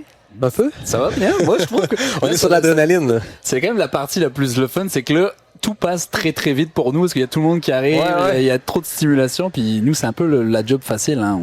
C'était comment la nuit? La nuit, c'était long. Ouais. Est-ce qu'il y avait-tu il n'y avait pas de live? On était en live continu, nous autres ici, mais il y avait un live pour vous, mais ça, il n'y avait pas d'image. C'était difficile d'avoir des images parce que techniquement, on s'entend, ils sont super loin dans le sentier des Caps. Puis techniquement, c'est un gros défi. Donc, on a fait du temps pas mal. Là, c'est le fun d'avoir de l'action, d'avoir des gens qui attendent pour faire l'entrevue. On est bien occupés, on aime ça. Le Dakota, vous pouvez l'essayer en français. Il parle français? Oui, c'est ça qu'on sait. Il est venu courir avec notre club de course des Cute, puis... c'est toi qui vas être le traducteur. On peut, en québécois, on va traduire en québécois, ouais. JP, tu confirmes encore une fois ta polyvalence. Récemment, on a su que tu allais faire l'équipe canadienne au championnat du monde de 100 km route. Un an plus tard, tu vas être en Afrique du Sud pour les championnats du monde de course en sentier. Ouais. Ça fait quoi d'être responsable de représenter le Canada comme ça sur différentes épreuves? Ben, tu sais, c'est sûr que tout le monde a des différentes mentalités. Tu sais, il y en a que le rêve, c'est la Western State ou l'UTMB, puis je respecte ça, mais moi, mettons, c'était pas dans mes courses de rêve. Puis je trouve que les championnats du monde, c'est un petit peu ma raison de me sacrer une volée à tous les jours puis de me lever pour aller m'entraîner. C'est comme une fierté pour moi de pouvoir mettre la camisole du Canada. Fait que, ouais, c'est ça. Ça va être un beau défi, le 100 kilos sur route. Je pense que ça m'a quand même aidé. Tu sais, j'en ai fait un en février. Je pense que ça m'a quand même aidé à être capable de serrer la vis en permanence. Puis je m'en ai rendu compte aujourd'hui. Souvent, j'avais de la misère à garder la gear. Tu sais, mettons... Tu sais, la gear tannante, là, entre eux, tu sais, c'est facile de... c'est beau, puis là, tu pars dans l'une un peu. Mais ouais, aujourd'hui, je pense que c'était... le 100 kg va m'avoir aidé à être capable de rester plus focus dans ma bulle. Puis ben, ça a donné quand même une bonne performance, là. En 2021, sur ce parcours-là, j'avais fait 8,48, je pense. Puis là, on fait 8,6. 8,6. 8,8? 8,6. 8,6. Ouais, 42 minutes de moins, c'est... amélioré. C'est quelque chose. Un peu comme Alex, tu sais déjà d'avance que dans plus d'un an, tu vas être au championnat du monde. C'est vraiment soulageant parce que, tu sais, je veux dire, là, on sait ce qu'on a à faire. Non, mais c'est vrai, tu sais, quand on est allé, tout était déjà classé, mais moi, je n'étais pas classé pour l'Autriche, l'Espagne. Puis, tu sais, tu le sais en juillet, puis la race est en septembre. Il faut que tu te revises un 10 cents. Ouais. C'est pas la même chose que là, savoir quasiment un an et demi d'avance. Puis là, ben, tu sais, je veux dire, tu sais pourquoi tu te lèves à tous les matins, puis tu t'en vas t'entraîner fort. On aime ça. Merci beaucoup, les gars, de votre temps. Félicitations pour vos championnats canadiens. Mesdames, messieurs, on a nos 2 champions canadiens de trail court et long qui seront prêts dans 1 an et demi pour les championnats du monde en Afrique du Sud. Félicitations, les gars. Bon merci. Merci. Bonne bière d'après-course. On accueille Dakota Jones. On ne sait pas si on va faire l'entrevue. English or French? On peut essayer en français? J'ai étudié français, mais je n'ai pas pratiqué depuis 2017. On peut essayer, non? We can do a Franglish interview, so. Exactly. If I forget, I'll just go to English. Donc, on est avec Dakota Jones, grand gagnant du QMT 80. You know that if you had a Canadian passport, you'd had your place on the Canadian team in the World Championship. That's only one more reason that I wish I had a Canadian passport. Congratulations, you broke the course record. You ran 7 hours, 51 minutes. How was your race? How did you find the trails here? It was wonderful. I mean, the racing here is super hard. You know, the trails here are famous for being really technical, and rightly so. I'm from Colorado, and you know, like we have mountains, and we're famous for like trail running. But the trails there are so much easier than this. But I love it. You know, it's a cool new challenge, and coming out here to explore this new place and this gigantic river and the cool mountains and the forests are beautiful. You know, like it's an opportunity to explore this new place. Push hard with some of the best athletes in Canada, and I mean, it destroyed me. I'm exhausted.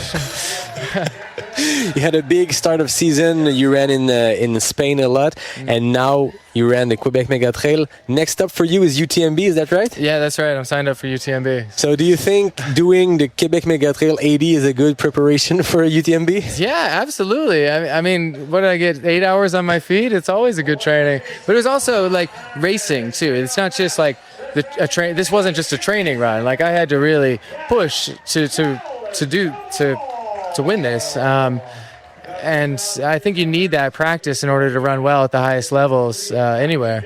So being able to race with like Jean-Philippe and all these guys was a really good experience.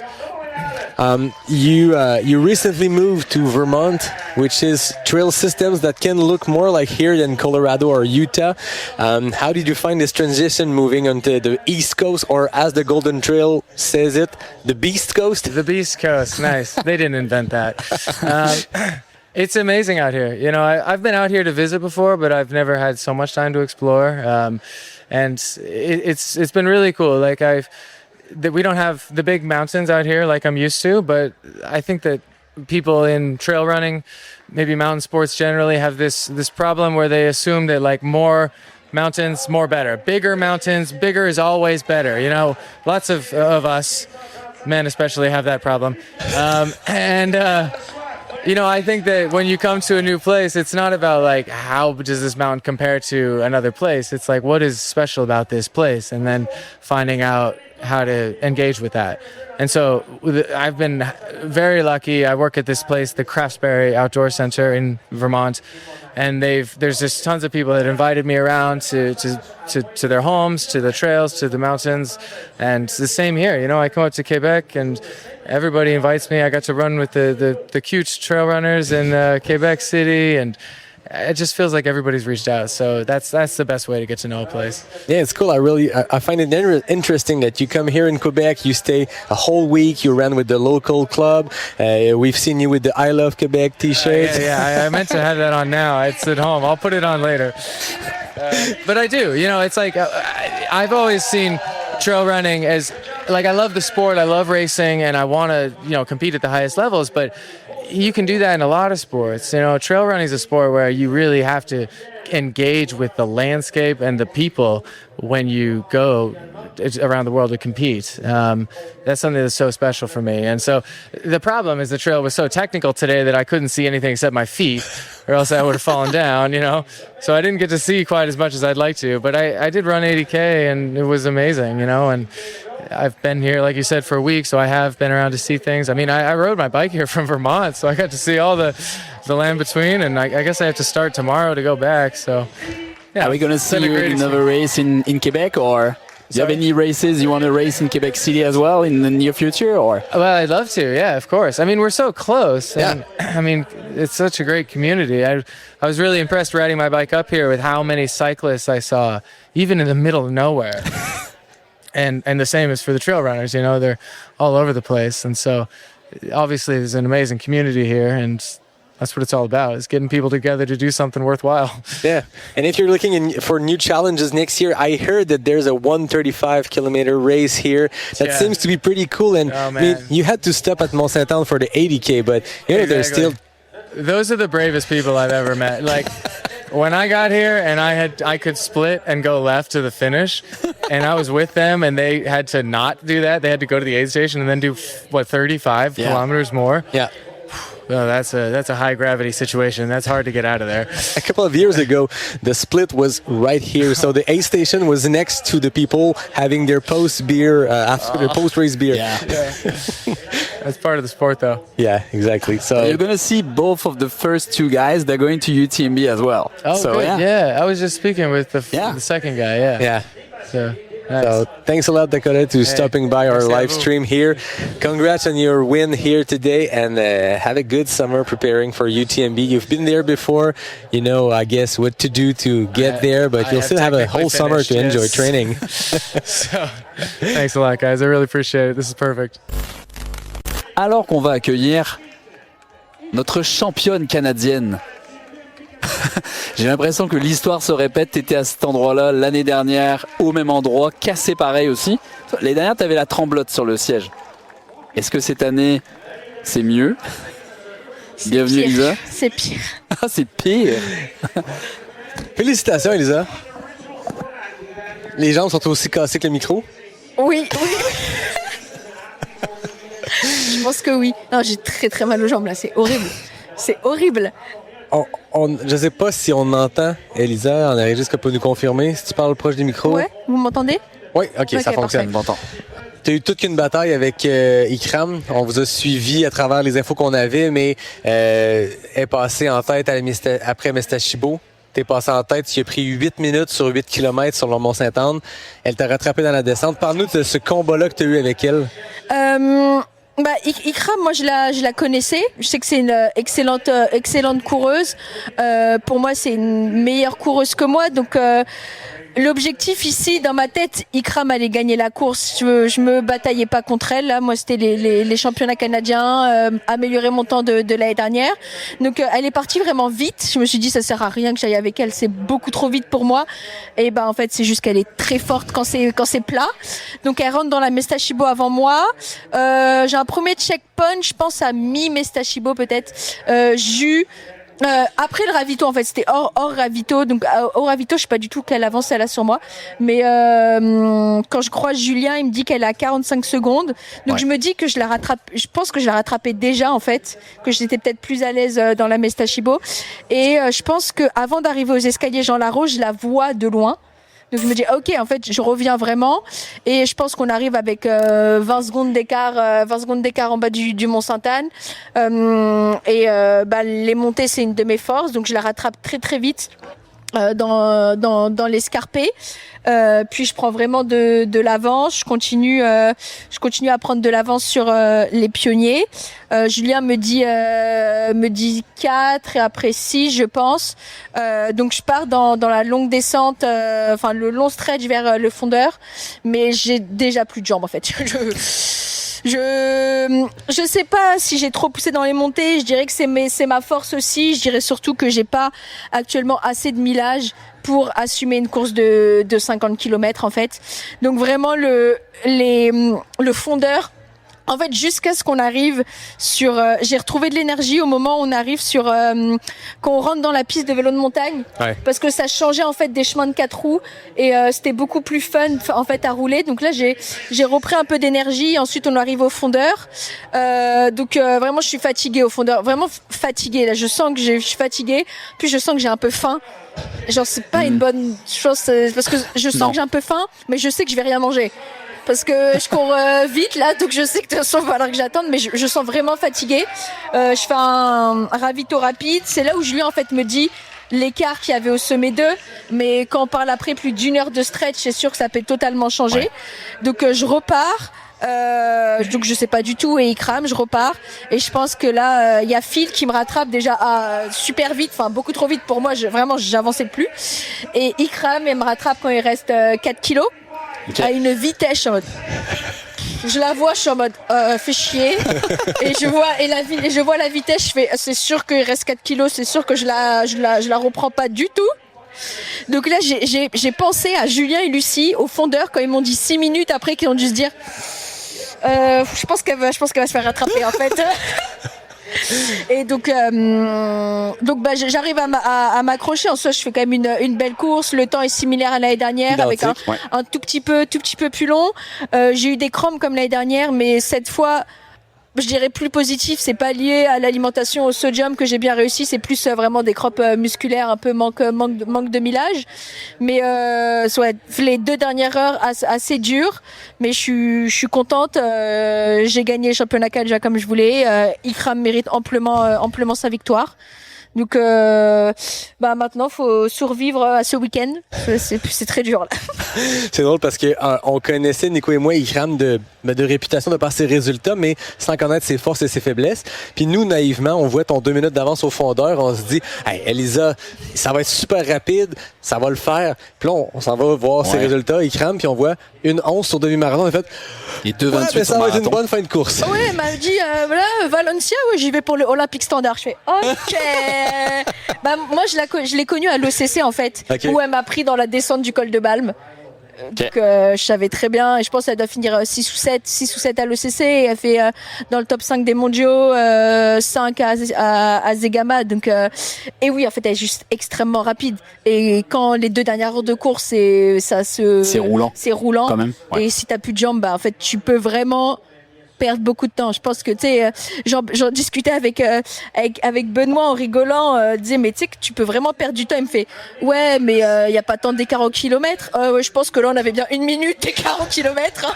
Mais je peux te dire qu'elle était en dessous des 5 minutes sur le kilo. Toi t'étais un petit peu au-dessus, mais à ce niveau-là en fait, sur un 20 kilos c'est des minutes en fait que s'y joue.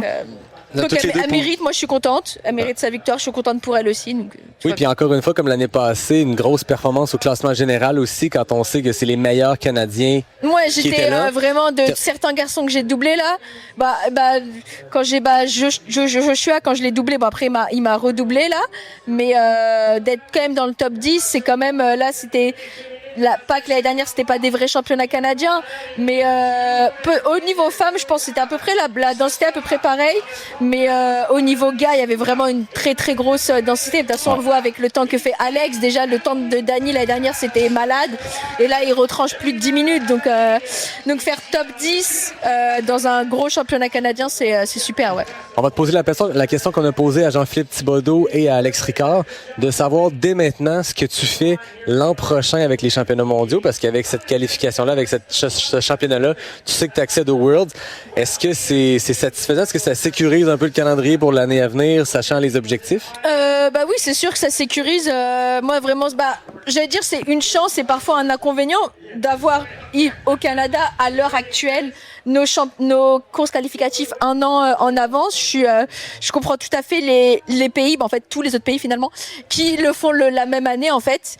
Mais nous, je trouve ça bien parce qu'en fait il y a 6 places et c'est que les 2 là qui ont les spots automatiques, donc ça laisse quand même beaucoup de place. Moi, je suis contente, ça va plus être, je dirais le choix du roi, parce que je peux être sur 3 épreuves. Donc ça va être voir... moi, idéalement, j'aimerais faire le court et le classique. Et je pense que c'est pas du tout un beau combo, parce que je vais faire le court, puis le classique, il n'y a plus personne. Ouais. Et j'ai vraiment pas envie de faire le vertical. Donc je pense que je vais faire le court. Parce que je pense que c'est même plus beau, quitte à être à Cape Town. Je pense que le classique, je peux le faire en reconnaissance. Me dire, OK, le court, ça va être magnifique, quoi. Ouais. Félicitations, Elisa. Immense performance encore une fois, une belle bataille. Puis vous nous avez offert la meilleure bataille jusqu'à maintenant, parce qu'à date, des immenses performances sur toutes les distances, mais des victoires qui sont confirmées plusieurs kilomètres d'avance. À date, tous ceux qui passent au fondeur, on sait qu'ils vont gagner vu l'avance qu'ils ont. Dans ton cas avec Ikram, vous avez eu une belle bataille, puis vous nous avez tenus en haleine, puis on surveillait qui va arriver en premier. Ouais. Ça a été très, très excitant. Ouais. Merci beaucoup, Elisa. Merci. Bon repos. Repose-toi bien. Elisabeth, 2e place, t'as retranché 5 heures sur ton temps de l'année passée. Comment s'est passée ta course? Ça a bien été. Ouais. Le moral puis l'énergie a été là du début à la fin. Puis c'est la grosse différence d'avec l'an passé. Ouais. Fait que je suis vraiment contente. C'est impressionnant. Je m'attendais pas à ça, là. Nous, on t'a suivi du début à la fin. On a eu plein de visuels sur toi. Puis, à un moment donné, avec le positionnement des premiers hommes de Valérie, on avait plus d'images de Valérie, puis on la voyait qui courait vite, puis qui avait encore une bonne foulée, puis on se disait, hey, ouais, elle est en train de mettre une mine sur les autres. Puis là, on voyait les temps de passage, puis l'écart changeait pas. T'étais toujours. Fait que nous, on n'a pas de visuel sur Elisabeth, mais elle est exactement au même pace. C'est impressionnant. La vitesse à laquelle, Valérie est partie très forte. Ouais. On l'anticipait, c'est sa stratégie de course, puis quand ça marche, vraisemblablement, ça marche. Mais tu l'as suivi, puis l'écart a été le même pendant tellement longtemps. Mais moi, je savais pas, là, que, Au massif, j'ai su que j'étais deuxième, je savais pas avant. Puis j'avais aucune idée d'être en avant à combien, là. Mais ça a été 20-30 minutes à peu près toute la course. Ouais, hein? Puis parle-moi t'avais une pacer avec toi. Parle-moi de comment la dynamique s'est passée dans la montée avec la pacer. C'était-tu le fun de retrouver quelqu'un puis pouvoir jaser? Ben oui, c'est vraiment le fun. Là, dans le fond, c'est ma meilleure amie. Fait que, puis elle m'avait pacé l'an passé. Ben, c'est juste tellement le fun parce que je peux juste être 100% moi-même puis être chialer si j'ai envie de chialer ou peu importe. Fait que ça fait du bien d'avoir un support moral. On te voyait dans les ravitaillements, toujours de bonne humeur, toujours sympathique avec les bénévoles. Tu as vu beaucoup de monde sur le parcours. De nuit, il y avait le party avec la gang qui faisait jouer du Québécois avec les gilets bleus. Parle-moi des bénévoles que tu as vus sur le parcours. Ben, tous les bénévoles sont incroyables, sont tout le temps tellement gentils puis dévoués pour nous. Fait que moi, à chaque fois que je pars, ben, je dis merci parce que sans eux, ça serait difficile. Oui, effectivement. Est-ce qu'il faisait chaud? Parce que sur le départ, il faisait très chaud. Ça l'a droppé un peu tout le temps, mais vous êtes en train de faire un effort immense. Il y a 100% d'humidité. Parle-moi de la nuit dans la chaleur. Ben, la nuit, ça a été un petit peu moins pire. J'ai trouvé au départ que c'était très chaud, là, très humide. Mais la nuit, là, vers comme 2h30, il ventait quand même. Fait que ça a vraiment fait du bien. Mais ça reste que, tu sais, moi, dès qu'il y avait une rivière, j'ai essayé de me tremper la face, le cou. À partir de Saint-Tite, j'ai mis de la glace aussi. Ça l'a quand même vraiment aidé. C'était pas bouillant, mais ça reste que c'est l'été puis c'était chaud quand même. Ouais, c'est ça. Grosse fin de semaine pour la famille Cochon parce que Jeff a terminé le 80, Hélène a terminé le 50, 11e place. Tu étais ici. Parle-moi de ce que le QMT veut dire pour toi, mais pour ta famille aussi, parce qu'on vous voit année après année. Moi, j'ai des souvenirs de Jeff qui gagne le 100 000 et de toi qui le suis parce que Jeff est en vitesse. Ça fait des années que vous venez. C'est quoi pour toi le QMT? Ben, le QMT, je pense que tu l'as dit, c'est famille, amis, là, tu sais, toute la famille, notre famille est là, puis toute notre gang d'amis est là, puis tout le monde, tous les amis, on fait une course dans la fin de semaine, puis c'est comme notre fin de semaine un peu de course rassembleuse avec les enfants aussi, fait que les enfants font le QMT 1. Ah oui? Fait que c'est vraiment le fun. Allez-vous être capable de les suivre? Parce que je t'ai vu monter les marches ici. Puis... Moi, je peux pas, là, demain, courir avec mes enfants, c'est sûr que non. C'est pas ta job demain? Non. Est-ce que côté nutrition, ça a bien été? Oui, ça a bien été. Ouais. Puis je suis surprise parce que d'habitude, c'est semi mon affaire, mais ça a bien été. Vraiment. Une course, je veux pas dire sans histoire, mais sans gros pépins. Ben, le moral du début à la fin. Tu sais, quand on dit c'est une bonne journée, c'était une bonne journée, je pense. Est-ce que ça fait du bien une journée comme ça? Vraiment. Ouais. Parce que l'an passé, c'est ça avait été vraiment difficile. Fait que c'est le fun comme le refaire l'année d'après puis ça soit 100% l'opposé. De savoir exactement où tu t'en allais, d'avoir fait l'année passée. C'est des sentiers que tu connais, mais de les enchaîner de cette façon-là, ce 135 km-là, c'était-tu un avantage pour toi de savoir comment te pacer? Oui, quand même. Mais l'an passé, tu sais, on avait fait, comme tout le début, 100% de nuit. Versus là, on a quand même eu un genre de 2 heures plus à l'éclaircie du jour, là, de la soirée. Fait qu'on dirait qu'il y a des bouts que tu sais, dans le sentier des Caps, que je me rappelais pas tant, ou, tu sais, on dirait que je trouve la nuit, la perspective n'est pas la même que le jour. C'était juste à frontal, tu vois pas tant au loin là, ce qui s'en vient nécessairement. Finalement, la portion le Cap Brûlé, on en a parlé à la conférence de presse, c'était la grande question de savoir la portion ajoutée qui avait fait sacrer tous les coureurs l'an passé, un peu différent. Comment tu l'as trouvé cette année, sachant un peu ce qui s'en venait pour toi à ce moment-là? Je savais que ça allait être intense. Mais quand on avait fini Cap Brûlé, l'an passé, on avait fait un genre de détour. Là, on n'en faisait pas un, puis c'était vraiment aidant. OK. Parce qu'à la fin, le sentier des Caps, t'as quand même hâte de sortir. Ouais. T'as fait une question pour Elisabeth? Est-ce qu'il y a des choses qui ont changé entre ton approche l'année dernière et cette année? Sachant que l'année dernière, ça avait pas bien été. Est-ce qu'il y a des leçons que tu as prises de l'année dernière que tu as appliquées cette année? Pas tant. L'an dernier, dans le fond, j'avais juste un gros manque d'énergie. Fait que je souhaitais juste que aujourd'hui ça allait mieux. Puis ça a mieux été. Mais je me doutais que ça allait aller mieux parce que en général, je me sentais mieux que l'an passé. Fait que je me doutais que ça allait aller mieux, mais autant mieux, non. On aime ça? Ouais. Félicitations pour ta course, Elisabeth. Bon repos. Oui, tu as besoin d'aide pour qu'on t'accompagne jusqu'à la sortie. On est là pour ça aussi. Je vais me gérer. C'est un peu le truc drôle. On voit tout le monde descendre les escaliers depuis tantôt et nous, on est juste assis sur notre chaise. Mais tout le monde a un peu la même contrainte de jambes. Ça me rassure. Oui. Donc, Sarah Bergeron-Larouche fait son entrée dans le studio. Si tu prends le micro, on est parti. Il marche. Faut-tu que je la cote sur mon menton, genre? Comme Ouais, c'est ça. À peu près, c'est parfait. On dirait que t'as fait ça toute ta vie. Je regarde Félicitations. Tu regardes nous. OK. Félicitations, championne canadienne. Oui. Format très long. Oui. Comment ça s'est passé, 80 km? Parce qu'on le disait, tu en as déjà fait des courses de 80 km, mais tu te spécialises dans les dernières années, dans la dernière décennie, on t'a vu sur du 30, du 50, du sub-ultra. Et là, un effort de 80 km à la maison qui s'est très, très bien passé. En apparence, nous qui le suivons, assis devant notre écran. Dans le concret, comment ça s'est passé? Ça s'est quand même bien passé parce que j'avais une stratégie assez conservatrice parce que je voulais pas avoir de problème de digestion ou de pousser trop fort parce que je connais pas trop c'est quoi l'effort d'un 80 parce que justement je me spécialise plus dans un 50. Fait que j'avais comme divisé en fait la course en trois, tu sais, la montée du massif, après ça le sentier des Caps puis la Mistachibo, puis je m'étais dit tu sais tu peux ouvrir mais juste dans Mistachibo. Fait que c'est ça, fait que ça pour de vrai ça a vraiment bien été. Il y a peut-être juste un petit 4 km avant le ravito de Saint-Tite que j'ai trouvé dur, mais je pense que tout le monde l'a trouvé dur. Ouais. Puis il est comme dans la boîte, puis c'est comme... On vient d'en parler avec Elisabeth Cochon. C'était pas mon préféré, celui-là. Je pense que c'est le préféré de personne. Et ils l'ont raccourci cette année parce qu'il y a encore plus loin. Mais c'est ça. 80 km, c'est long. C'était à la maison et vous êtes deux coureurs locaux qui sont champions canadiens avec JP Thibodeau qui a remporté aussi la course. Ça veut dire quoi pour toi, au-delà du titre de championne canadienne, de se dire que tu pourras participer aux Worlds l'an prochain? On est plus d'un an d'avance. Tu sais déjà que tu as cette course-là qui pourrait être au calendrier. Comment tu te sens par rapport à ça? Ah, mais c'est vraiment cool. Mais en vrai, oui, c'est vraiment cool. Tu sais, je veux y aller, là, mais en vrai, aussi, c'était que pourquoi je voulais faire le 80, c'était parce que je fais l'OCC. Puis l'OCC est rendu plus long. Hein? Fait que je me disais, ça va me mettre en confiance de faire une course plus longue. Fait que là, c'était ça aussi, là, tu sais, si je me classais pas, mettons, pour les Worlds. L'année passée, tu faisais l'OCC, tu étais inscrite sur un 55 kg qui, finalement, avec les changements de parcours, est devenu un 62. Et avec beaucoup, beaucoup de dénivelé. Donc, cette année, tu retournes à l'OCC, sachant maintenant ce nouveau parcours-là. Okay. Est-ce que tu trouves que c'est une bonne préparation pour l'OCC de faire un QMT 80 un mois et demi avant? Ben... c'est sûr que c'est vraiment différent comme parcours, là. L'OCC, c'est du dénivelé, puis c'est pas vraiment technique. Ça, c'est pas beaucoup de dénivelé. T'sais, quand tu montes une côte, tu sais que ça sera pas si long. Là. Fait que... puis, c'est très technique. Fait que tu sais, je pense que la préparation, c'est plus la durée de l'effort puis de pratiquer la nutrition sur, mettons, cette durée-là. C'était plus ça. Mais après ça, là, moi, je vais me concentrer plus à faire du dénivelé là, à partir de maintenant.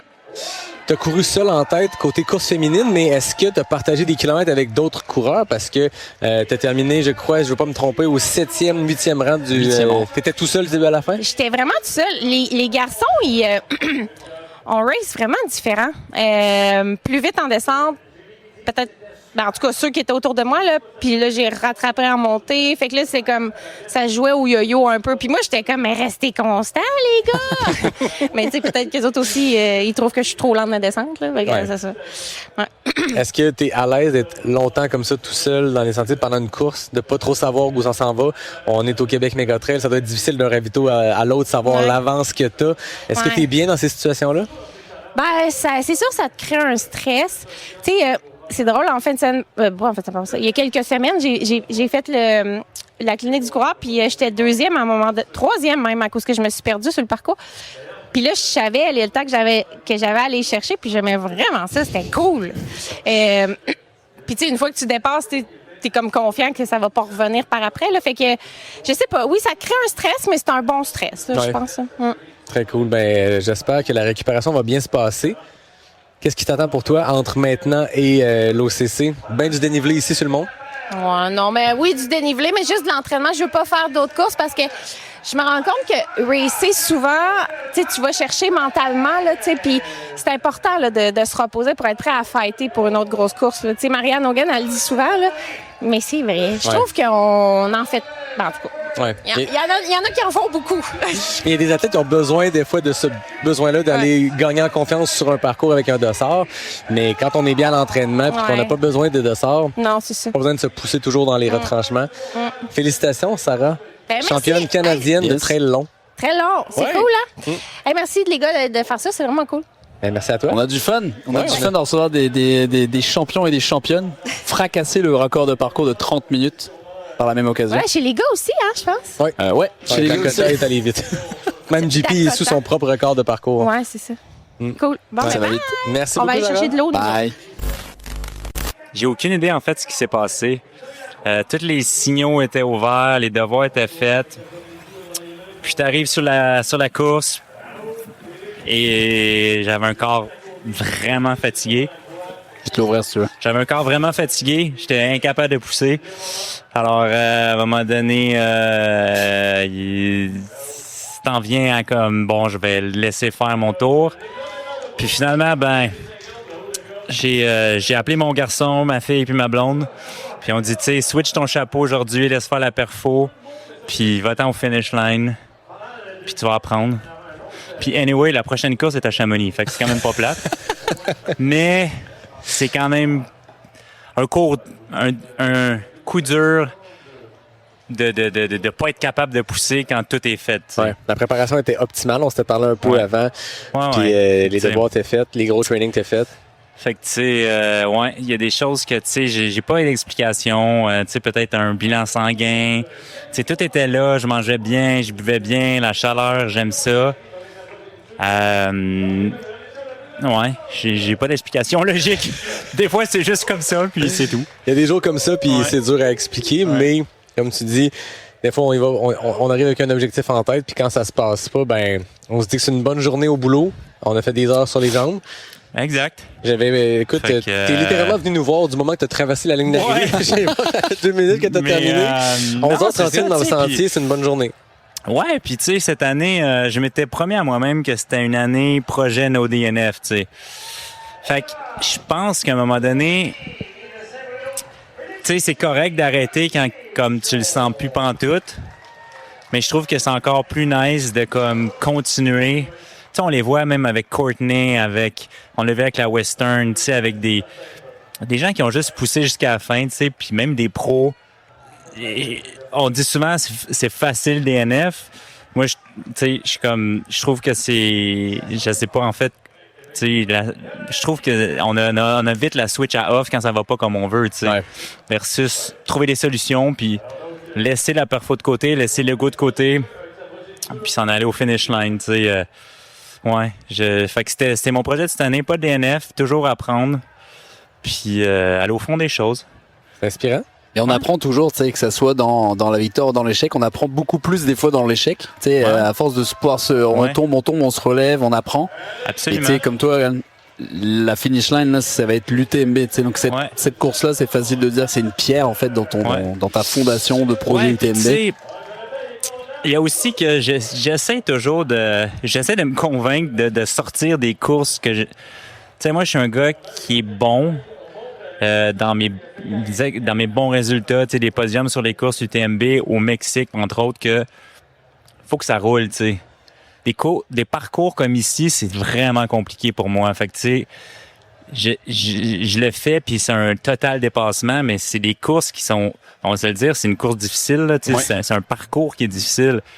Fait que, tu sais, c'est encore plus compliqué pour moi parce que t'arrives pas à trouver une foulée nécessairement. Oui, tu trouves des foulées, mais t'es vite stoppé, tu sais, puis... C'est pas une course qui tape dans tes forces. Ouais, c'est ça. C'est drôle de t'entendre dire ça parce que on connaît ton amitié avec Anne Bouchard.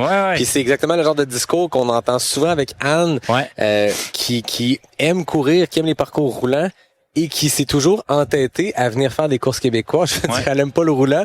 Elle a fait le SIA, les 650 km dans les Chic-Chocs. Elle a fait l'Ultra Trail les Chic-Chocs, le Gaspésia, le QMT. Je l'ai accompagné sur le SIA, tu sais, puis... Tu sais, il y a un attrait parce que il y a savoir nos forces et nos faiblesses, il y a savoir ce qu'on aime et ce qu'on n'aime pas. Mais il y a année après année revenir au QMT quand on n'aime pas le technique ou qu'on aime ça courir. Là, je me disais dans les derniers kilos, OK, là, je reviens plus, puis... Ou l'autre, peut-être qu'on va se revoir l'année prochaine. Ils vont recevoir le courriel lundi de genre, vous avez participé, voici le code promo pour l'inscription l'an prochain, puis tu vas être là. Mais tu sais, c'est ça. Fait que tu sais, moi, je le sais, puis à un moment donné, il va falloir que j'accepte que je me trouve des courses qui roulent, tu sais, un Bromont, un Black Canyon que je suis jamais allé essayer, tu sais, dans le show, dans le roulant, que là, je pense que je peux tirer mon épingle du jeu. Tu sais, je l'ai vu sur des parcours comme Puerto Vallarta où, oui, tu as du dénivelé, tu sais, c'était 5005, mais tu roules. Tu sais, tu roules, tu niaises pas dans les roches, là. Il n'y a pas de racines. Ouais. Fait que, tu sais, moi, c'est ça que j'aime. Mais en même temps, je viens ici pour pousser les limites, tu sais, puis avoir du fun parce qu'on s'entend que c'est un magnifique événement. Vous êtes là. Hier, je vous écoutais dans mon lit avant de me coucher. Tu sais, il y a quelque chose de que j'ai nice. chicané parce qu'à un moment donné, à 22h30, 23h, j'étais là. Si vous êtes sur le 80 demain, lâchez-nous puis allez vous coucher. Ouais, c'est ça. Mais non, vous faites une super job, c'est malade. Puis tu sais, le QMT, il grandit, c'est malade. Puis je trouve que c'est comme... C'est un événement à être là, tu sais. Fait que tu sais, je voulais être ici, puis whatever, j'ai fait mes devoirs, je me suis entraîné comme je pouvais pour ce type de sentier. Je viens pas d'ici, moi, tu sais, c'est pas chez nous. Fait que t'essaies de faire le mieux que tu peux, mais tu sais, on est rendu là, puis tu sais, honnêtement, à Saint-Tite, j'avais envie d'arrêter, tu sais, puis je pense que demain, en me réveillant, j'aurais eu un peu envie de vomir, tu sais. Je me serais dit, qu'est-ce que t'as fait? Pourquoi? Tu sais, je veux dire, j'ai pas de blessure, j'ai pas rien, j'étais juste comme dizzy, fatigué. Allez, tu manges, tu prends 15-20 minutes, puis tu repars, puis that's it, là, tu t'en fous. Tu t'en fous de la position rendue là, tu sais. Tu le sais que t'as fait tes devoirs, fait que no matter what, trust the process, une journée de plus dans les jambes, puis après ça, recovery, puis on s'en va à Chamonix, tu sais, fait que... Mais là, ce qui est cool, c'est que t'as un petit peu de gap pour récupérer, comme tu dis, et le fait de ne pas avoir de blessure. Je suis arrivé sur les genoux puis tout pété ici, tu sais, je suis arrivé avec un bobo à l'ego, mais tu sais, ça, on l'oublie vite, puis demain, mes enfants vont être bien mal plus fiers que j'ai croisé le finish line, puis c'est ça aussi, tu sais, moi, grosso modo, tu sais, mes enfants, les podiums, ils vont les oublier à un moment donné, puis mais tu sais, les défis que t'affrontes, ben... ils vont s'en rappeler, tu sais, parce que je leur ai parlé, fait qu'ils savent, tu sais, tantôt, fait que c'est un peu ça aussi que je, tu sais, c'est ça le but aussi de la vie, là, quand t'es parent, tu penses à ça, t'es comme, ouais, c'est cool les podiums puis les belles perfos, mais les apprentissages de eux, quand ça va pas bien à l'école, à petite échelle, ben, ils vont l'appliquer, tu sais. Ouais, exact. Fait que, oui, puis tu sais, speech pour les parents. Comme tu le dis, un DNF, c'est facile de faire un DNF quand c'est mental, puis il n'y a pas de bobo. Il y a des DNF qui sont inévitables, puis c'est sécuritaire de le faire. Absolument. Mais je pense que c'est les DNF qui font le plus mal. Ouais. Quand, tu sais, j'ai interviewé quelques personnes à travers les années, puis c'est souvent ces DNF-là que les gens se souviennent. Ouais. Tu vas parler à des coureurs, je n'aimerais pas de nom, mais des gens qui sont venus sur le podcast ou qui sont venus peut-être sur le divan ici. La performance qu'ils ont de travers dans la gorge, c'est pas la 3e place qu'ils auraient pu pousser pour faire une 2e. Non. C'est le DNF niaiseux de genre, le lendemain, je me suis réveillé, j'étais top shape, j'étais allé courir. Ouais. Ah, et c'est ça. Puis je le savais que j'arriverais chez nous, je prendrais une douche. Puis le lendemain, demain, je l'aurais regretté, tu sais. Parce que sur le coup, tu prends des décisions avec les paramètres que tu as, tu sais. Puis, tu sais, je vais le citer. Il y a Pierre-Luc Cartier qui était à Saint-Tite. Puis, il m'a dit, tu sais, man, ça va pas comme tu veux aujourd'hui, mais fais-les pour ceux qui vont jamais pouvoir faire ça, tu sais. Il dit, moi, j'étais sur une table d'opération un cœur ouvert l'année passée. Et là, j'ai fait comme, ah, OK, man, mets les bidons, là, ouais, on part, là. J'ai plus vraiment de raison de rester ici, là. Pierre-Luc est responsable de 75 non-DNF aujourd'hui. Ouais, c'est ça. Maf, merci d'être venu sur le plateau. Yes. Mais ça fait à 2 minutes. C'est la personne qui est venue le plus vite et qui a monté le plus aisément. Donc, c'est peut-être pas le résultat que tu voulais, mais t'es clairement parmi tous les élites qui sont passés ici. Celui qui a monté le plus facilement sur la scène. Mais merci, c'est gentil. Au moins, je repartirai avec ça. On va se le dire, il y a eu quand même beaucoup de vent aujourd'hui. Le studio a bougé, les caméras ont bougé. Les caméras qui ont tombé. Le décor s'est effondré. On a eu Myriam qui s'est affairée à faire tenir le décor avec du duct tape. Le duct tape, un instrument essentiel pour la tenue d'un QMT live. Donc on est en studio avec Mathieu Grenier. Mathieu, tu peux prendre le micro ici. Oui, bonjour. Comment ça va? Ça va bien? Ouais. Qu'est-ce que tu faisais aujourd'hui? J'ai fait le 50 du QMT, ouais, c'est une belle course. T'as une belle mine pour quelqu'un qui vient de faire 50 km. On a vu arriver ici qui était pas mal en plus mauvais état que toi. Ouais. C'est peut-être l'expérience du terrain qui m'a aidé aujourd'hui. C'est ça, t'es un gars qui est super impliqué, qui a participé à plusieurs éditions, tant comme bénévole que comme coureur. Tu nous as envoyé un témoignage. vous avez déménagé plus près du Mont-Saint-Anne pour être plus près du terrain de jeu qui est le Mont-Saint-Anne, qui est le terrain de jeu du Québec Mega Trail. Parle-nous de ça. Oui, exact. Bon, en fait, c'est simple. Là. J'allais toujours m'entraîner à la montagne. Je partais de Beauport, fait qu'un 40 minutes de char aller, 40 minutes retour. Fait que ma blonde a trouvé que mes sorties étaient pas mal longues. Fait que j'ai dit, on est aussi bien de s'en venir direct à la montagne. Fait qu'un petit peu plus de route pour aller au travail, mais quand on revient à la maison, on est tellement content. C'est tellement un beau terrain de jeu ici. Là. Parle-moi de cette course-là. C'est quand ta première édition? C'est quand la première fois que tu as participé au Québec Mega Trail? J'ai participé en 2024 au 50 aussi. Donc, c'était une super belle édition. On partait de Saint-Tite. Là, c'était un petit peu différent. Fait que c'était une belle expérience. Je suis venu aussi l'année passée sur le 50 encore. Puis j'ai répété encore l'expérience, mais là, une fois qu'on a fait jamais 203, je pense qu'on va pouvoir passer à une autre étape. Là, c'est quoi la prochaine étape pour toi? Parce qu'il y a deux avenues qu'on voit les coureurs prendre. Soit on y va sur tenter d'autres distances ou des enchaînements multijours, soit on augmente la distance. Dans ton cas, qu'est-ce qui te tente présentement? C'est d'augmenter la distance. Là, en fait, pour la fin de saison, j'ai 2,80 en route, puis j'ai commencé la saison à Black Canyon 100K. Fait que c'est le 135 qui m'intéresse beaucoup. Le 135 directement? Ouais, exact. Ouais. On verra si je le regrette à un moment donné, là, mais ouais. Ben, en fait, tu vas voir dans les prochains 12 heures d'autres coureurs traverser la ligne d'arrivée. Tu pourras décider si ça te tente d'être dans cet état-là, mais en même temps, c'est un effort qui est complètement différent. Nous, on voit les gens qui ont de la misère à se traîner sur le divan parce qu'ils viennent de faire ça dans des vitesses que ni nous trois pourrions atteindre, mais c'est des beaux défis pour les mid-packers que nous sommes. Ben oui. Parce que on peut prendre notre temps. Ouais. Quand il n'y a pas un objectif de performance, quand il y a un objectif de finir, on peut se pacer différemment. Puis c'est magnifique le 135. Je suppose qu'habitant proche, c'est déjà allé jouer dans le coin du sentier des Caps. Ah oui. C'est magnifique, là. Ah oui, en tout cas, c'est un super beau parcours. Puis ce matin, je vous écoutais au lever de soleil, là, en train de déjeuner. Puis c'était magnifique. Là, ça donnait le goût, en tout cas, d'être là. Là. Fait que, on a eu un superbe lever de soleil sur le Cap Brûlé. Shot de drone. Incroyable. Il manquait plus que les belugas. Ouais, c'est ça. On va avoir un truc absolument fabuleux. T'as-tu des portions de parcours préférées? Toi qui habites dans le coin, qui pourrait tout tester? Ouais, ben j'aime vraiment beaucoup les montées. Fait que je dirais l'escarpé en sortant à la crête. Puis, de mémoire, mes 3 années étaient une journée comme ça aujourd'hui, avec une vue au sommet. C'est vraiment magnifique, là. Donc, je pense que c'est mon 4 kilos préféré. Je suis pas quelqu'un qui est très bon dans le roulant, fait que je pense que je me démarque plus dans cette montée-là. Mais aujourd'hui, la chaleur, elle a quand même affecté plusieurs coureurs, là, fait que y a beaucoup de gens qui ont crampé, dont moi, mais bon, ça fait partie de la game, là, on a eu du plaisir. Là. Par rapport à ton QMT 50, c'est la 3e édition que tu le faisais. Ouais. Comment ça s'est passé à comparer des autres fois? En fait, aujourd'hui, je visais le 6h54-54. Qui était mon premier temps de 2024. L'année passée, je travaillais plus, puis je me suis moins bien entraîné, fait que j'ai fait ça en 8h10, ce qui était un bon temps, là. Puis aujourd'hui, je l'ai réalisé en 6h58. Fait que j'étais quand même content. J'aimerais bien que c'était technique, la traversée de rivière, là. Parce que souvent, moi, quand je viens courir, je traverse sous le pont. Fait que, tu sais, c'est moins technique, c'est roulant. Fait que je l'avais sous-estimé la fin, là. J'étais comme, merde. J'ai vu que ça passerait pas, là. Ouais. Fait que là, tu disais que tu as 2,80 qui s'en viennent pour toi cette année. Qu'est-ce qui s'en vient comme course? C'est Borealis 80, fait que dans 6 semaines. Fait que ça va être un beau turnover. Fait que c'est une bière sans alcool que j'ai pris tantôt. Là, faut bien récupérer. Et là, tu me rends coupable parce que moi, je le fais le 80. 80. Moi, je le fais le 80 puis je bois une bière.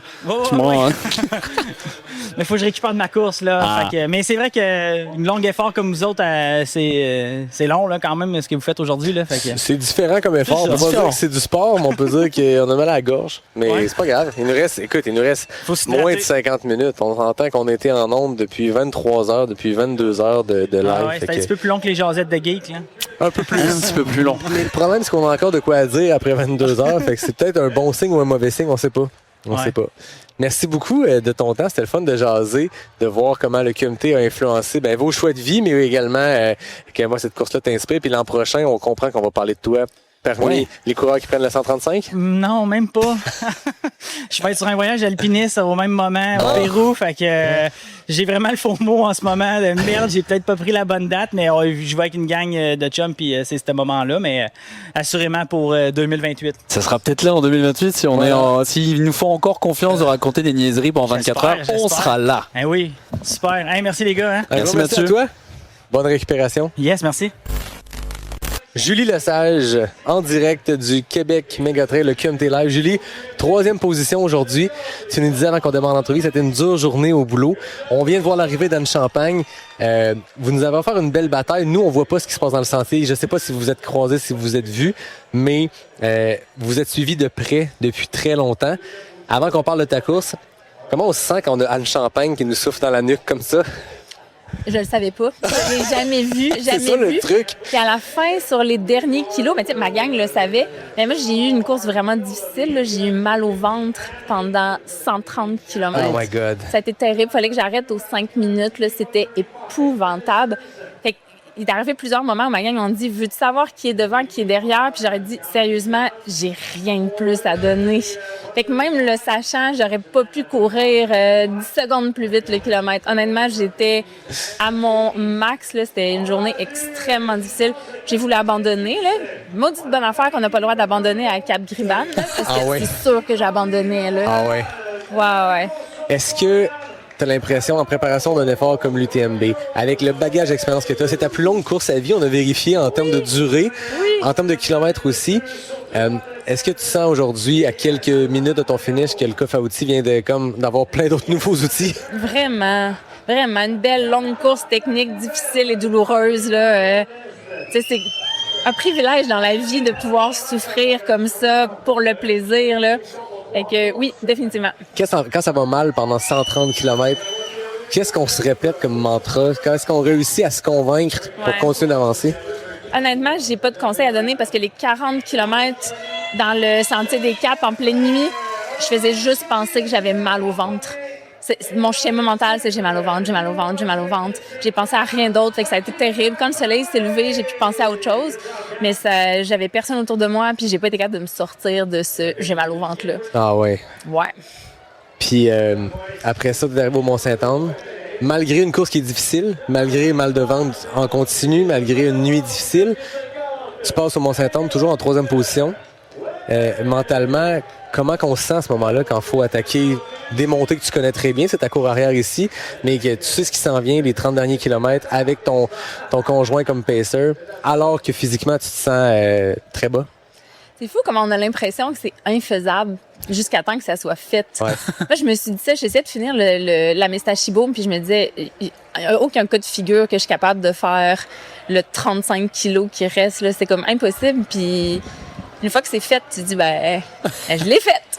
Puis quand t'es pacé, c'est tellement plus facile. C'est comme si tu te laisses aller.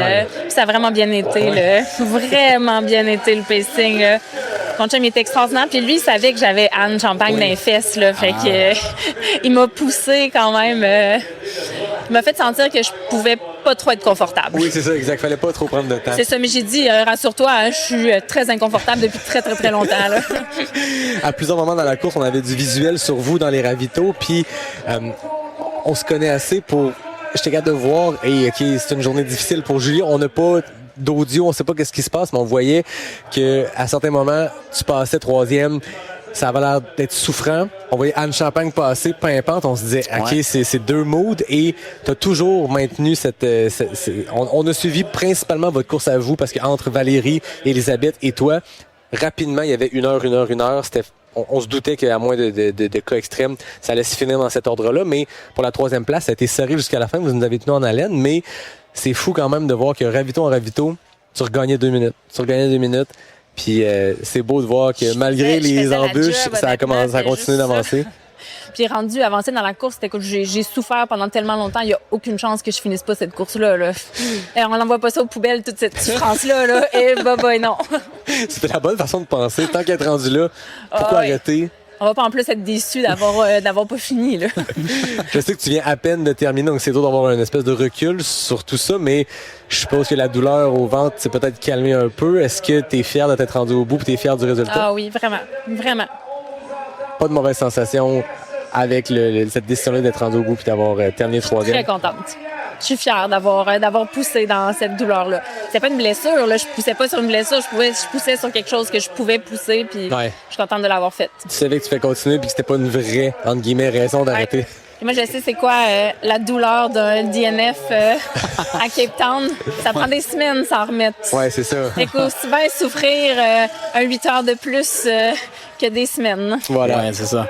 On en parlait tantôt avec Marc-Antoine Forand, il disait exactement ça. Il y a une dure journée sur le QMT 80, puis il disait c'est quand même mieux finir que de ravaler le même goût amer d'un DNF quand on sait qu'on aurait pu finir, parce que dans bien des cas, le DNF est nécessaire et sécuritaire et correct, mais des fois, comme tu sentais qu'on peut continuer, fait continuons. Félicitations. Merci. J'ai l'impression que tu viens de rajouter beaucoup d'outils dans le coffre à outils pour cette UTMB-là qui s'en vient. 21 heures sur le parcours. Une bonne journée au travail. Félicitations, Julie. Merci beaucoup. Pas trop posé. On va te suivre à Chamonix. La personne qu'on a vu finir aujourd'hui qui avait l'air la plus fraîche de terminer le 135. Par contre, on va le dire, selon la rumeur, il aurait fait une sieste, donc ça compte pas. Il a dormi. Donc les gens qui dorment, c'est tricher. Philippe Poulain, prends le micro. Comment ça va? Ça va bien. Merci de me recevoir, les gars. C'est très apprécié. On a répété à de nombreuses reprises pendant le live, on avait beaucoup de visuels sur toi, que tu étais le plus jeune des vétérans. C'est ton 4e finish sur la plus longue distance du Québec Méga Trail. 2 fois le 100 000, 2 fois le 135. Ouais. En apparence, quand on regarde les positions, 2 podiums et 2 journées difficiles, mais des journées difficiles pour Phil Poulain, c'est un top 10, top 11, fait que c'est quand même des bonnes journées. Nous, c'est ce qu'on a comme vision extérieure à t'avoir regardé sur nos écrans. Toi, comment s'est passée ta course dans l'intérieur? Ça a bien été. Je suis pas parti vite au début, mais je suis allé vite, mettons, la section après le premier ravitaillement. Là. Ce bout-là, j'ai comme rattrapé tout le monde. Mais tu sais, en rentrant dans le trail, je pense que j'étais 25e. Je pense que je suis peut-être allé un petit peu trop vite, cette section-là. Là, mais parce qu'arrivé dans un peu plus loin, dans noirceur, j'étais plus capable d'avancer dans le technique. On dirait que j'étais trop fatigué. Puis après ça, Mestachibo, c'était aussi pire, même si c'était de jour. Là. Fait que je pense que